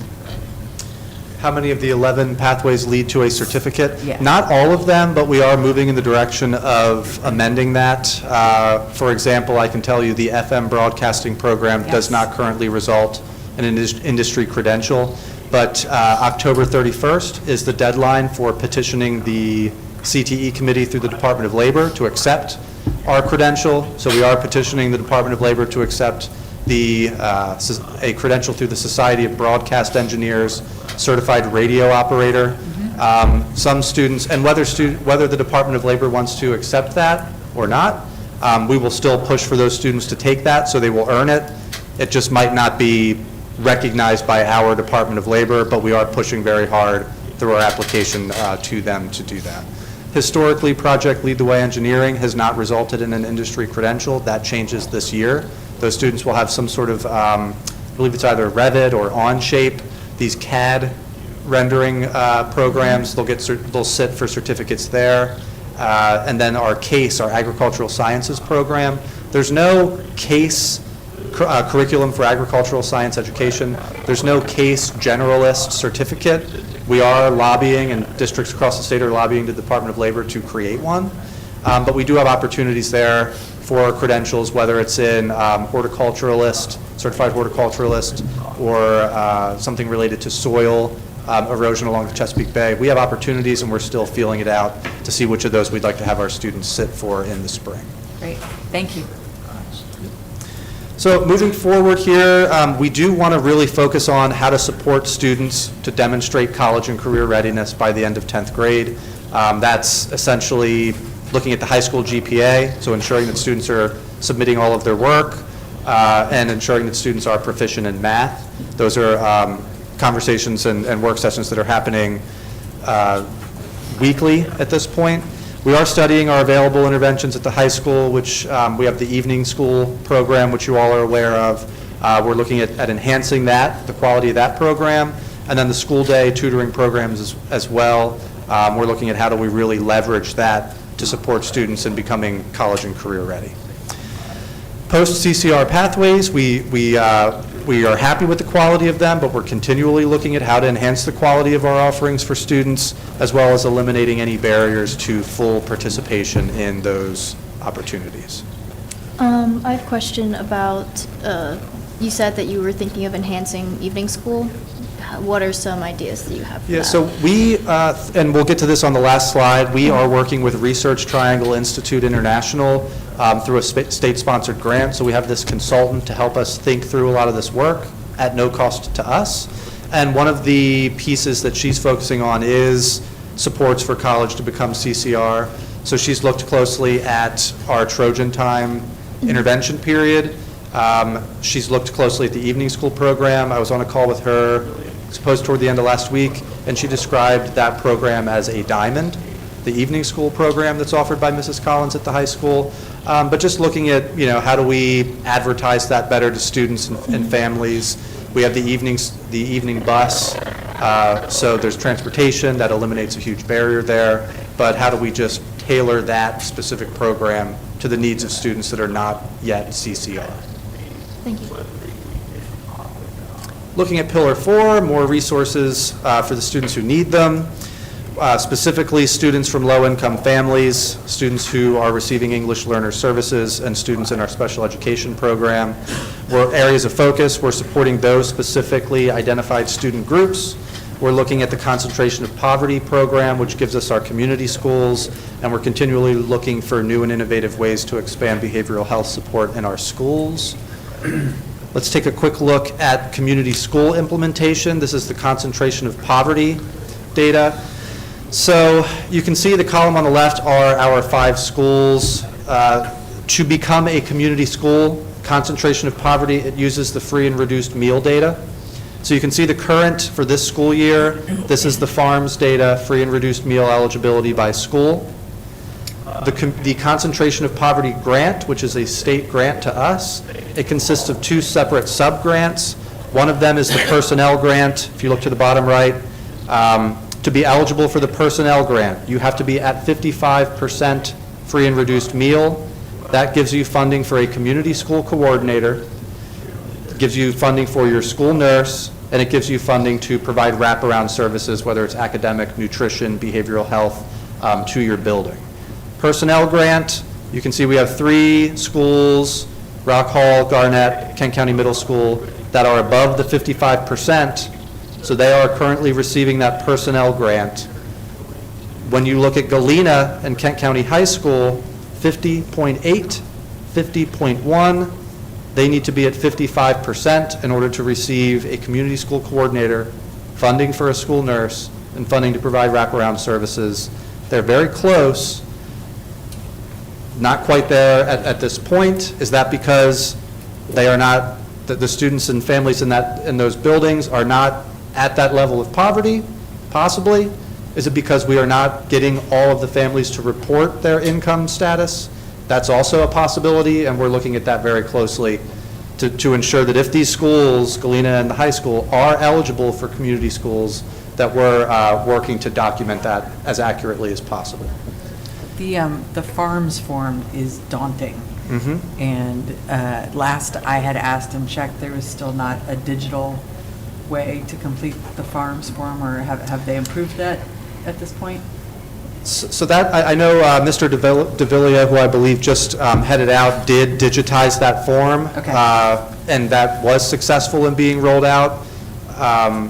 I know that he did look at it again after rolling it out for a year and say there are some ways that we can streamline this and improve it for use.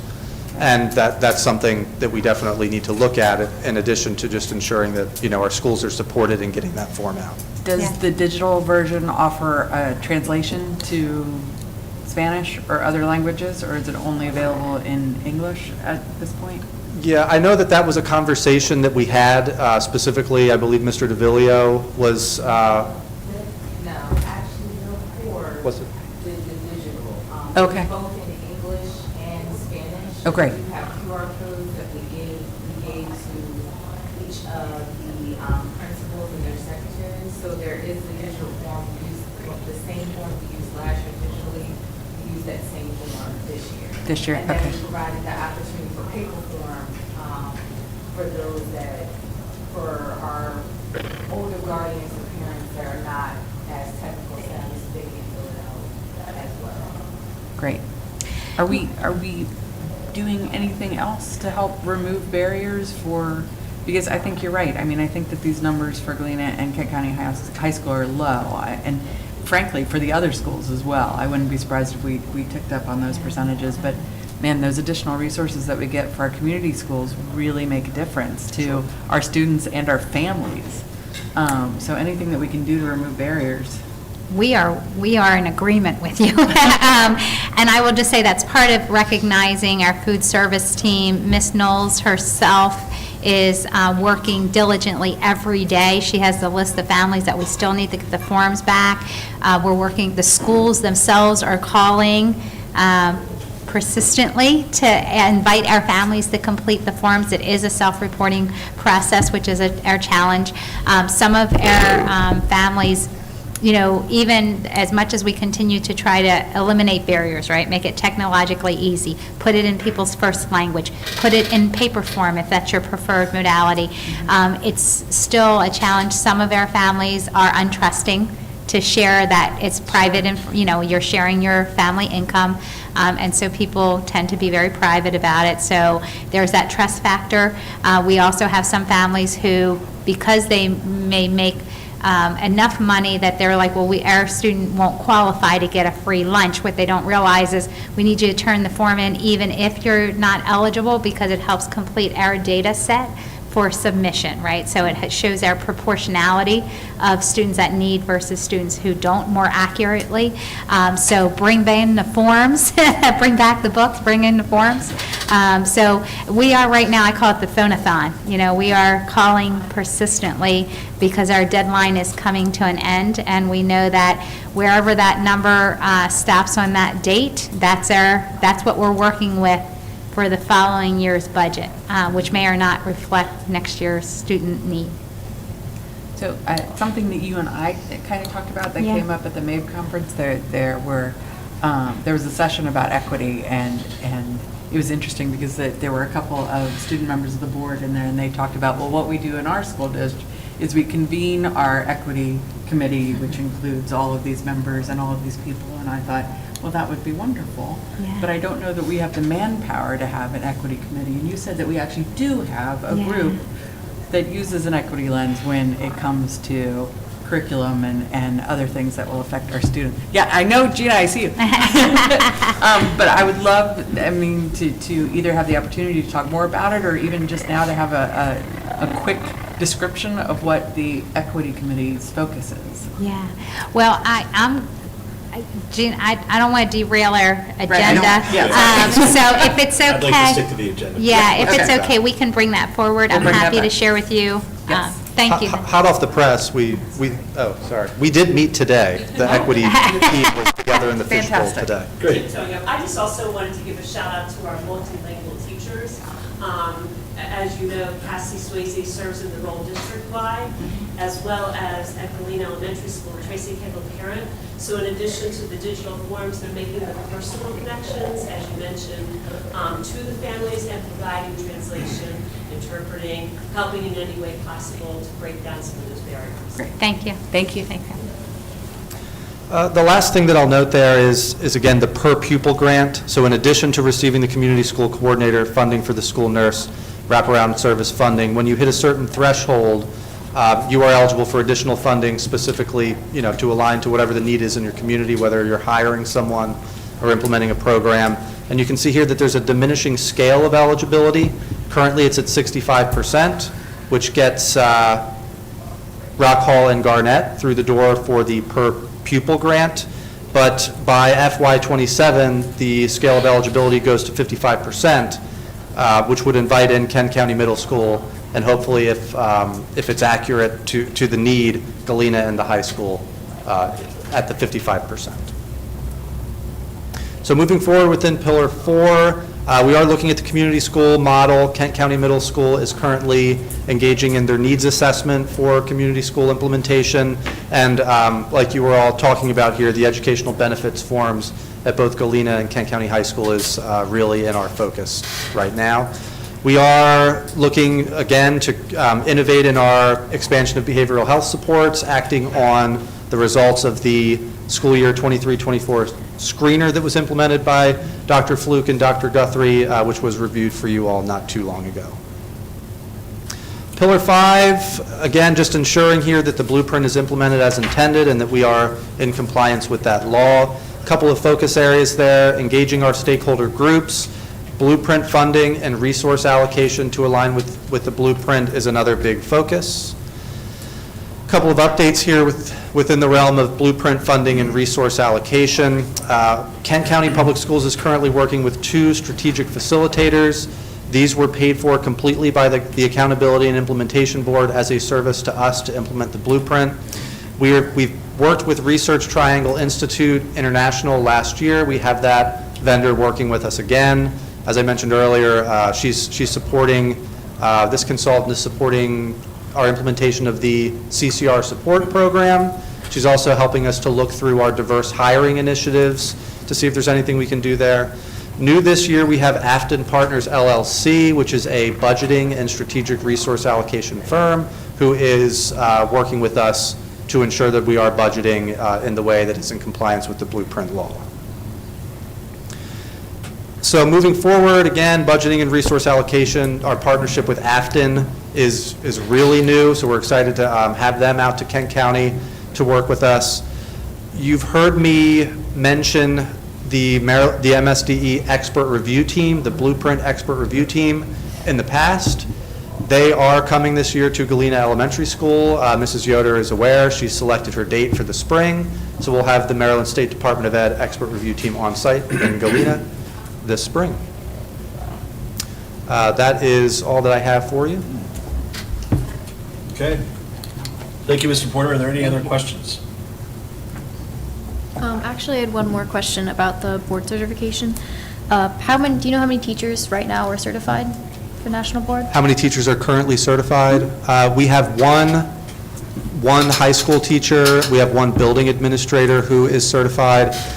The way that those competencies work with National Board is they take their competency tests in the spring. They are not notified until December of whether or not they passed. We had several of Cohort 1. We're in our 3rd cohort at this point. We had some of Cohort 1 take that competency assessment, and we're eager to hear along with them, hopefully celebrating them for what they've earned, but that'll be a December announcement. Okay. Okay. Thank you, Mr. Porter. Appreciate it. We are going to move into administrative services. Ms. Stewart.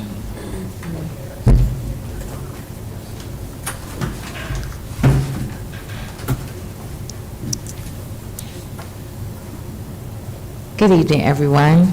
Dr. McComas, President Getz, members of the board.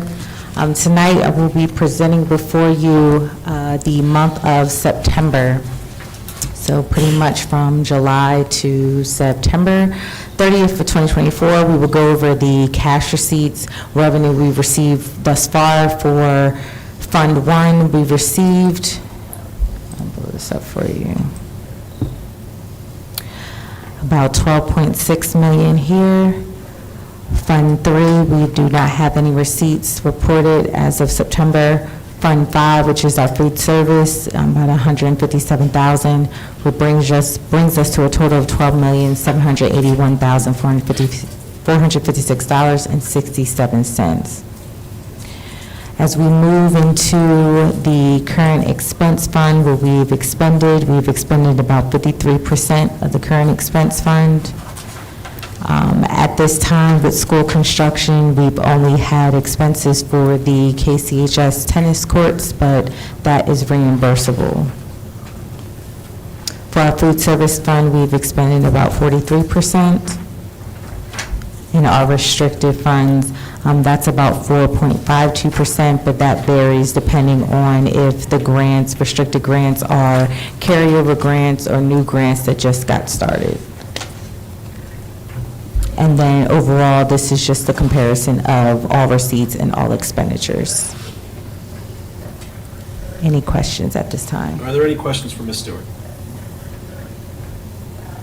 Okay, thank you, Ms. Stewart. Thank you. All right. The next topic is the fiscal year 2026 capital improvement plan. Mr. Kirby.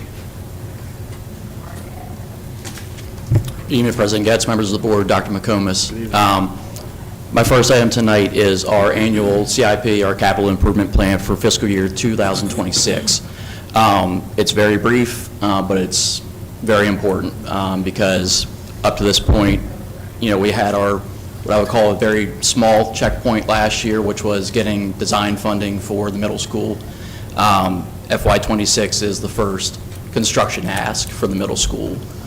So how we've kind of designed it is to front load it on the state side to try to give our county a little bit more time on the back end to kind of fulfill their obligation, basically. So typically in the past, we've kind of always done it 50-50 as we go along. We've attacked it a little bit differently with this one in hopes of propelling it forward and getting through all the various approvals with the state and then with the county as well. So basically for fiscal year 26, we're asking the state for $14 million of the construction funding. That would leave the county with about $2.6 million or so estimated for fiscal year 26. And then as we get further along, obviously that'll kind of flip-flop for fiscal year 27 and moving forward. So at this point, this is our Board of Education approving the CIP for fiscal year 26. In 2 weeks, we'll take it to the Board of County Commissioners to essentially give their commitment to it. And then hopefully we get good news there, and then we can continue moving forward with the process. Are there any questions for Mr. Kirby? So we're asking for, right now, a front load for state, and then in the future, we're going to contribute more? Exactly. And Yep. we're doing that so we can get ready, have more time to get ready? We're doing, it's kind of twofold. The county has a couple large local projects here in the next 1 to 2 fiscal years.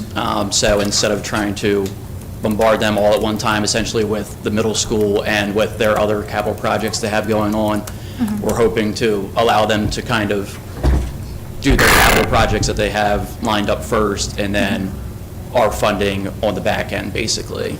And maybe by then, we can get the legislation changed And that's so the that other we're no hope. longer a 50-50. Exactly. Okay, got it. Exactly. Thank you. Okay, are there any additional questions? Okay, this is an action item. The administration is recommending approval of the 2026 capital improvement plan. Do we have a motion to approve? I'll make a motion to approve. Ms. Sullivan has the motion. Do we have a second? I'll second. Ms. McGee has the second. Are there any additional comments or questions? Hearing none, we'll go ahead and call for the vote. All those in favor? Aye. Aye. Opposed? Hearing no opposition, the motion passes. Thank you very much, Thank Mr. you. Kirby. Appreciate it. Okay, the next item is the Stadium Authority MOU, KCMS. Okay, my second item for everybody tonight is our memorandum of understanding between ourselves, the Maryland Stadium Authority, and then our Board of County Commissioners. Essentially, by the state giving us what was called Built to Learn Act funding through the Maryland Stadium Authority a couple of years ago, it's essentially free money to us because in the past for design fees and design phase used to be 100% county provided, so that would have been 100% on us. The Maryland Stadium Authority and through Built to Learn Act is providing us with about almost $1.6 million towards design phase funding, and then our CIP last year picked up the remaining about $234,000 from the state side. So what in the past would have been about $4.5 million on our end solely is split about 1.8 on the state and then the remaining with the county. So basically this MOU basically just outlines our understanding that between MSA, who will then be our project manager essentially for the project going forward, they are currently in the process of interviewing design firms. Those bids were due last week. So actually, we're in the process of reviewing the technical proposals. I have a meeting tomorrow.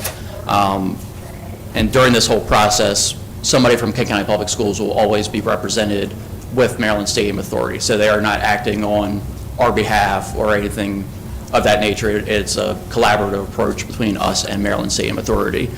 So I just wanted to outline that. Like I said, I am, for Kent County Public Schools, sitting on the review panel basically for the design firms. Next week I'll be over in Baltimore for 2 days for oral presentations, and then the week after that hopefully we'll have our design team picked, and then at our November meeting here we'll have your approval and we'll start the design process.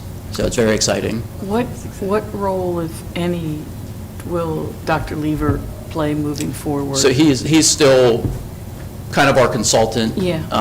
Assisting myself and Dr. McComas just on any back-end I mean, issues that may we've relied on arise. him to be the expert up to this point. So. Right, and he is still the expert. He's still with Right, us, and he is okay. still the expert. So, Yes. so he is still No, I in know, our I just meetings. didn't want and- him to be cut out of the No, no, I process. am still, I still meet with Dr. Lever at least once a week, basically, just to review everything going on, to ask him questions that, obviously, he's been very helpful to me And I through feel like this whole he's got a- process. In a way, he has a stake in this. Oh, yeah, He absolutely. obviously is as excited as we are about the Absolutely. prospects that this might happen. Is there an expiration date on the MOU or on this opportunity? So- Or is it upon project completion? It's through project completion. Okay. And with this MOU, this is just for the design phase. Basically, what'll happen, we'll get through the design phase, and then we'll bring this MOU back, we'll amend it for the construction phase at that point. So we'll basically bring the same document back, we will make the addendums that we need to outline what the understanding is for the construction side once we get there, hopefully once we get there. When we So, get there. when we get there, that's right. When we get there, yeah. Yeah. Are there any additional questions? Okay, this is an action item. The administration is recommending approval of the MOU between MSA and KCPS. Do we have a motion to approve? I'll make a motion. Mr. Rhodes has the motion. Do we have a second? I'll second. And Ms. Sullivan has a second. Any additional comments or questions?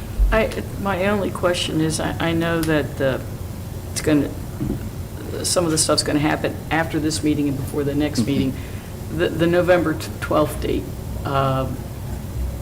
that kind of, So November 12th is, for the memorandum of understanding, basically how the process works is our board will approve it tonight. Hopefully October 29th, our county will approve Okay. it. And then November 12th is the next Maryland Stadium Authority okay, meeting, it was just basically. the date that, I don't know, skeptical some days when you approve something that isn't going to happen for a couple weeks. I Yeah, didn't so know a it's- curveball being thrown our way. And when I was doing my corrections to it, I had put our meeting date, and then they came back and said to Okay. use their final meeting date essentially, because that is the date that it's expected to be fully executed essentially. Okay. Okay, we have a motion on the floor. We have a second. Any additional comments? Hearing none, we'll go ahead and call for the vote. All those in favor? Aye. Aye. Opposed? Hearing no opposition, the motion passes. Thank you, Mr. Thank Kirby. you. Appreciate it. Okay, we're going to go into policy DBD, budget planning. Ms. Stewart. You know, Ms. Stewart, one of these days, we should just flip the agenda and put finance at the beginning, because I think That you've would served be here as long lovely. as we have in this space. So, All right, so this particular policy, I'm going to be bringing forth as a first read, so this is just for information purposes only. There's no action needed at this time. It's policy DBD, which is the budget planning policy. In review of going through our policies, this particular one was just needed mainly for wording updates. The last that this has been reviewed, I believe, has been since 2001. So we're pretty much just updating to follow current practices. For the most part with this budget planning, this is what we do currently.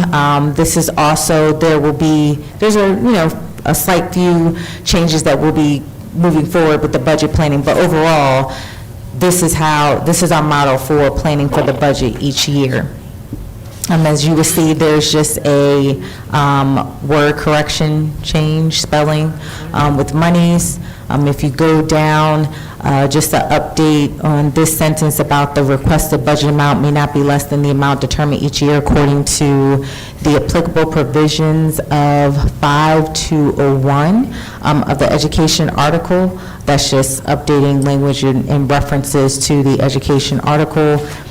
This sentence here, referring to 5-202, where there are amounts set aside from state shares for career and technology education, that is not essentially applicable in the budgeting process. So I am assuming that was language from years ago and, up to date now. That is not necessarily something that we need to look at separately. This next paragraph pretty much explains that the budget should be consistent with Kent County Board of Education policy and contract obligations and with the requirements of the Maryland law. We included that language so that whenever there are Maryland law updates, we don't have to keep coming back to update the policy. It's already going to be assumed that whatever Maryland law says that we need to do regards to our budget, we will move forward accordingly. And then this last paragraph here, we took it out because we do not have a school library program for enhancement. This had to deal with a dollar-for-dollar state match grant, so that is not applicable to what our current practices are. And when we go down to the legal references, those that are marked off, they're not pertaining to this budget planning policy in particular. We have updated to ensure that it has the right education article annotated codes for budget planning. Okay. This is for first reading of the policy, which Ms. Stewart stated. Information purposes only, no action needed at this time. Thank you, Ms. Stewart, for bringing it forward to us. No problem. We'll move into policy DBDA, fund balance reserve policy. All right, for this policy, it is first read, and it's still information purposes only. However, I do need you all's input, so to speak, so.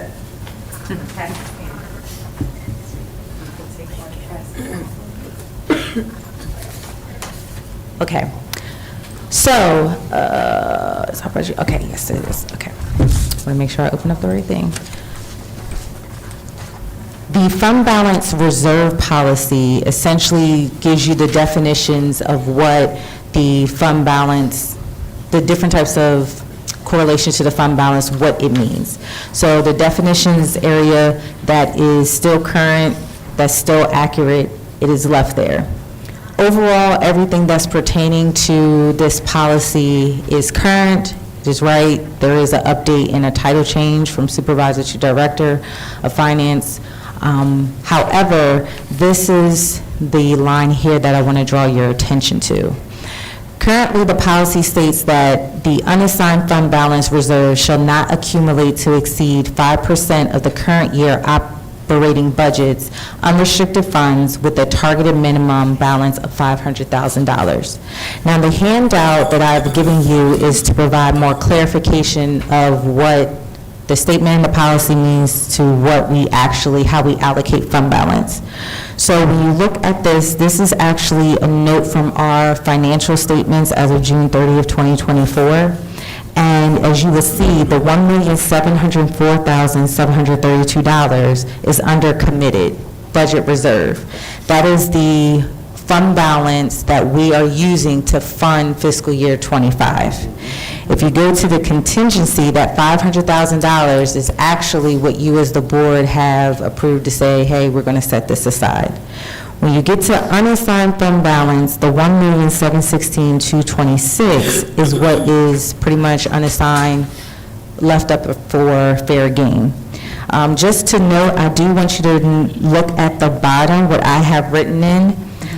The unassigned 1.7 million is there, but it's not technically the true unassigned because we do have carryover funding from 24 funds for concentration and poverty and TSI. So concentration and poverty was $36,753.98 to carry over, and TSI $103,957.14 to carry over. So you have to reduce the unassigned fund balance by that amount to get the true unassigned, which is the $1,575,514.88. Okay? How this reads. Transitional supplemental instruction. So that's tutoring funding that we get from the state for, I believe it's K through 3 students. And that's part of the blueprint. Yes. So, when you go back to how this reads, it reads as if you're unassigned, the targeted 5% of the current year, which is whatever your current year budget times 5%, with a target minimum balance of $500,000. So technically, we can use this unassigned, but let's just say if what this reads is $500,000 less than that 1.5, which is essentially 1 million.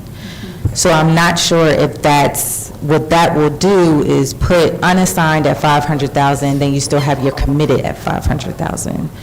So I know this is first read, but I kind of wanted to get you all's insight as a board as to how you want it to read. Do you want it to continue to stay like this, or if you want to make adjustments so that it aligns with how the fund balance is broken down?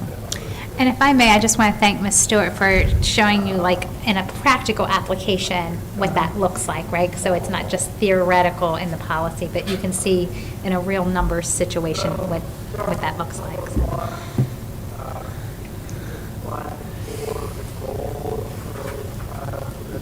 Thoughts? First read, so I don't know that we need to So do that tonight. is the issue that if we keep it the way we have now, then it looks like we are exceeding that 5% of the current year operating budget? Or is it just so that we are being clear about what's included in unassigned and saying that that amount isn't actually unassigned, it just hasn't been used yet? So, no. Okay. This is to distinguish what you want your 500,000 targeted fund balance to be. So how this reads is that essentially in unassigned, so if we just look at the 1.7, I broke that down just so that you are aware, but if you're looking at unassigned 1.7 million, reduce that by 500,000, that really is going to leave the district with 1.2 million in fund balance, because the way that it reads is that it's in unrestricted, that 500,000. When in actuality, that 500,000 is already broken out in your committed fund balance. Okay. So, I mean, you can keep it like that, but Yes, yeah. just, Right, we wanted to make sure that you had the authority to, if that 500,000 is what you want to keep, or if you want to adjust that, and just so that you have a practical sense of how that's functioning. I know that we had agreed on this 500,000 with the county commissioners, and this was before my time. I was going to say, I don't even remember how we came to that Codified, figure. yeah. To be honest with you. And I also remember there being, a discussion about how, wow, it's nice to have that 500,000 cushion. It wouldn't even cover one salary cycle. Right, is it adequate, right? So, yes, is it adequate? Right. And if this is the time to discuss that, should that be what we are discussing before we change the policy? Should we be discussing what the actual minimum fund balance should be, if we need to adjust that? Yeah, so historically, the 500,000 was established because there was a lot of communication on, just wipe it out, and if you need something, we'll be there for you. Yeah. And so that's why the floor was established. Right. The sub-floor Yes. was established to hold that $500,000 there as a policy. To your point, the conversation is that adequate? Do we revisit that? Yeah. I mean, in my opinion, I think it's a good conversation, but Again, I just offer its first read, Yeah. so I don't think that we have to, Yeah. we don't need to make a decision at this moment, but thank you for giving us the opportunity to think through that. yeah, I would ask that the board members, just think on that, and just kind of come back with some ideas or thoughts. I was going to say, just off the bat, responding to both you and Ms. Sullivan, I think it's a good conversation about if 500,000 is adequate and to decide, and if the whole idea, so it's a fund balance, but it's like, it sort of is committed in the sense that we would use it only to make the payroll, or, because we have to decide what's the right amount. I don't know that, like I said, the conversation was, it would be the thing if we needed, if we had a dire emergency, and for whatever reason, we had to make we had no other way to make the payroll. But if $500,000 isn't going to do it, then we need to change that. But we also have to decide what would we use the fund balance for? That's never really come up before. And then, are we tying our own hands? If we increase it and we say we have to keep this, Yeah. when we've been supplementing our budget with our With fund the fund balance for balance, so yeah. many years, are we tying our own hands by saying, but we can't use that because we have to keep Right, 1.5 that's million like in the fund balance emergency. now? Mhm. Yes. I know, this is the beauty of where policy and budget intersect, right? This is 2/3 of our work as a board here, so. Great food for thought, and next month we'll have a great conversation. Such a great conversation next time. Thank you. Okay, this was for information only. Thank you, Ms. Stewart, for Thank the send-off. Really appreciate it. We'll move on to the second public participation session. Is there, okay, we have a no.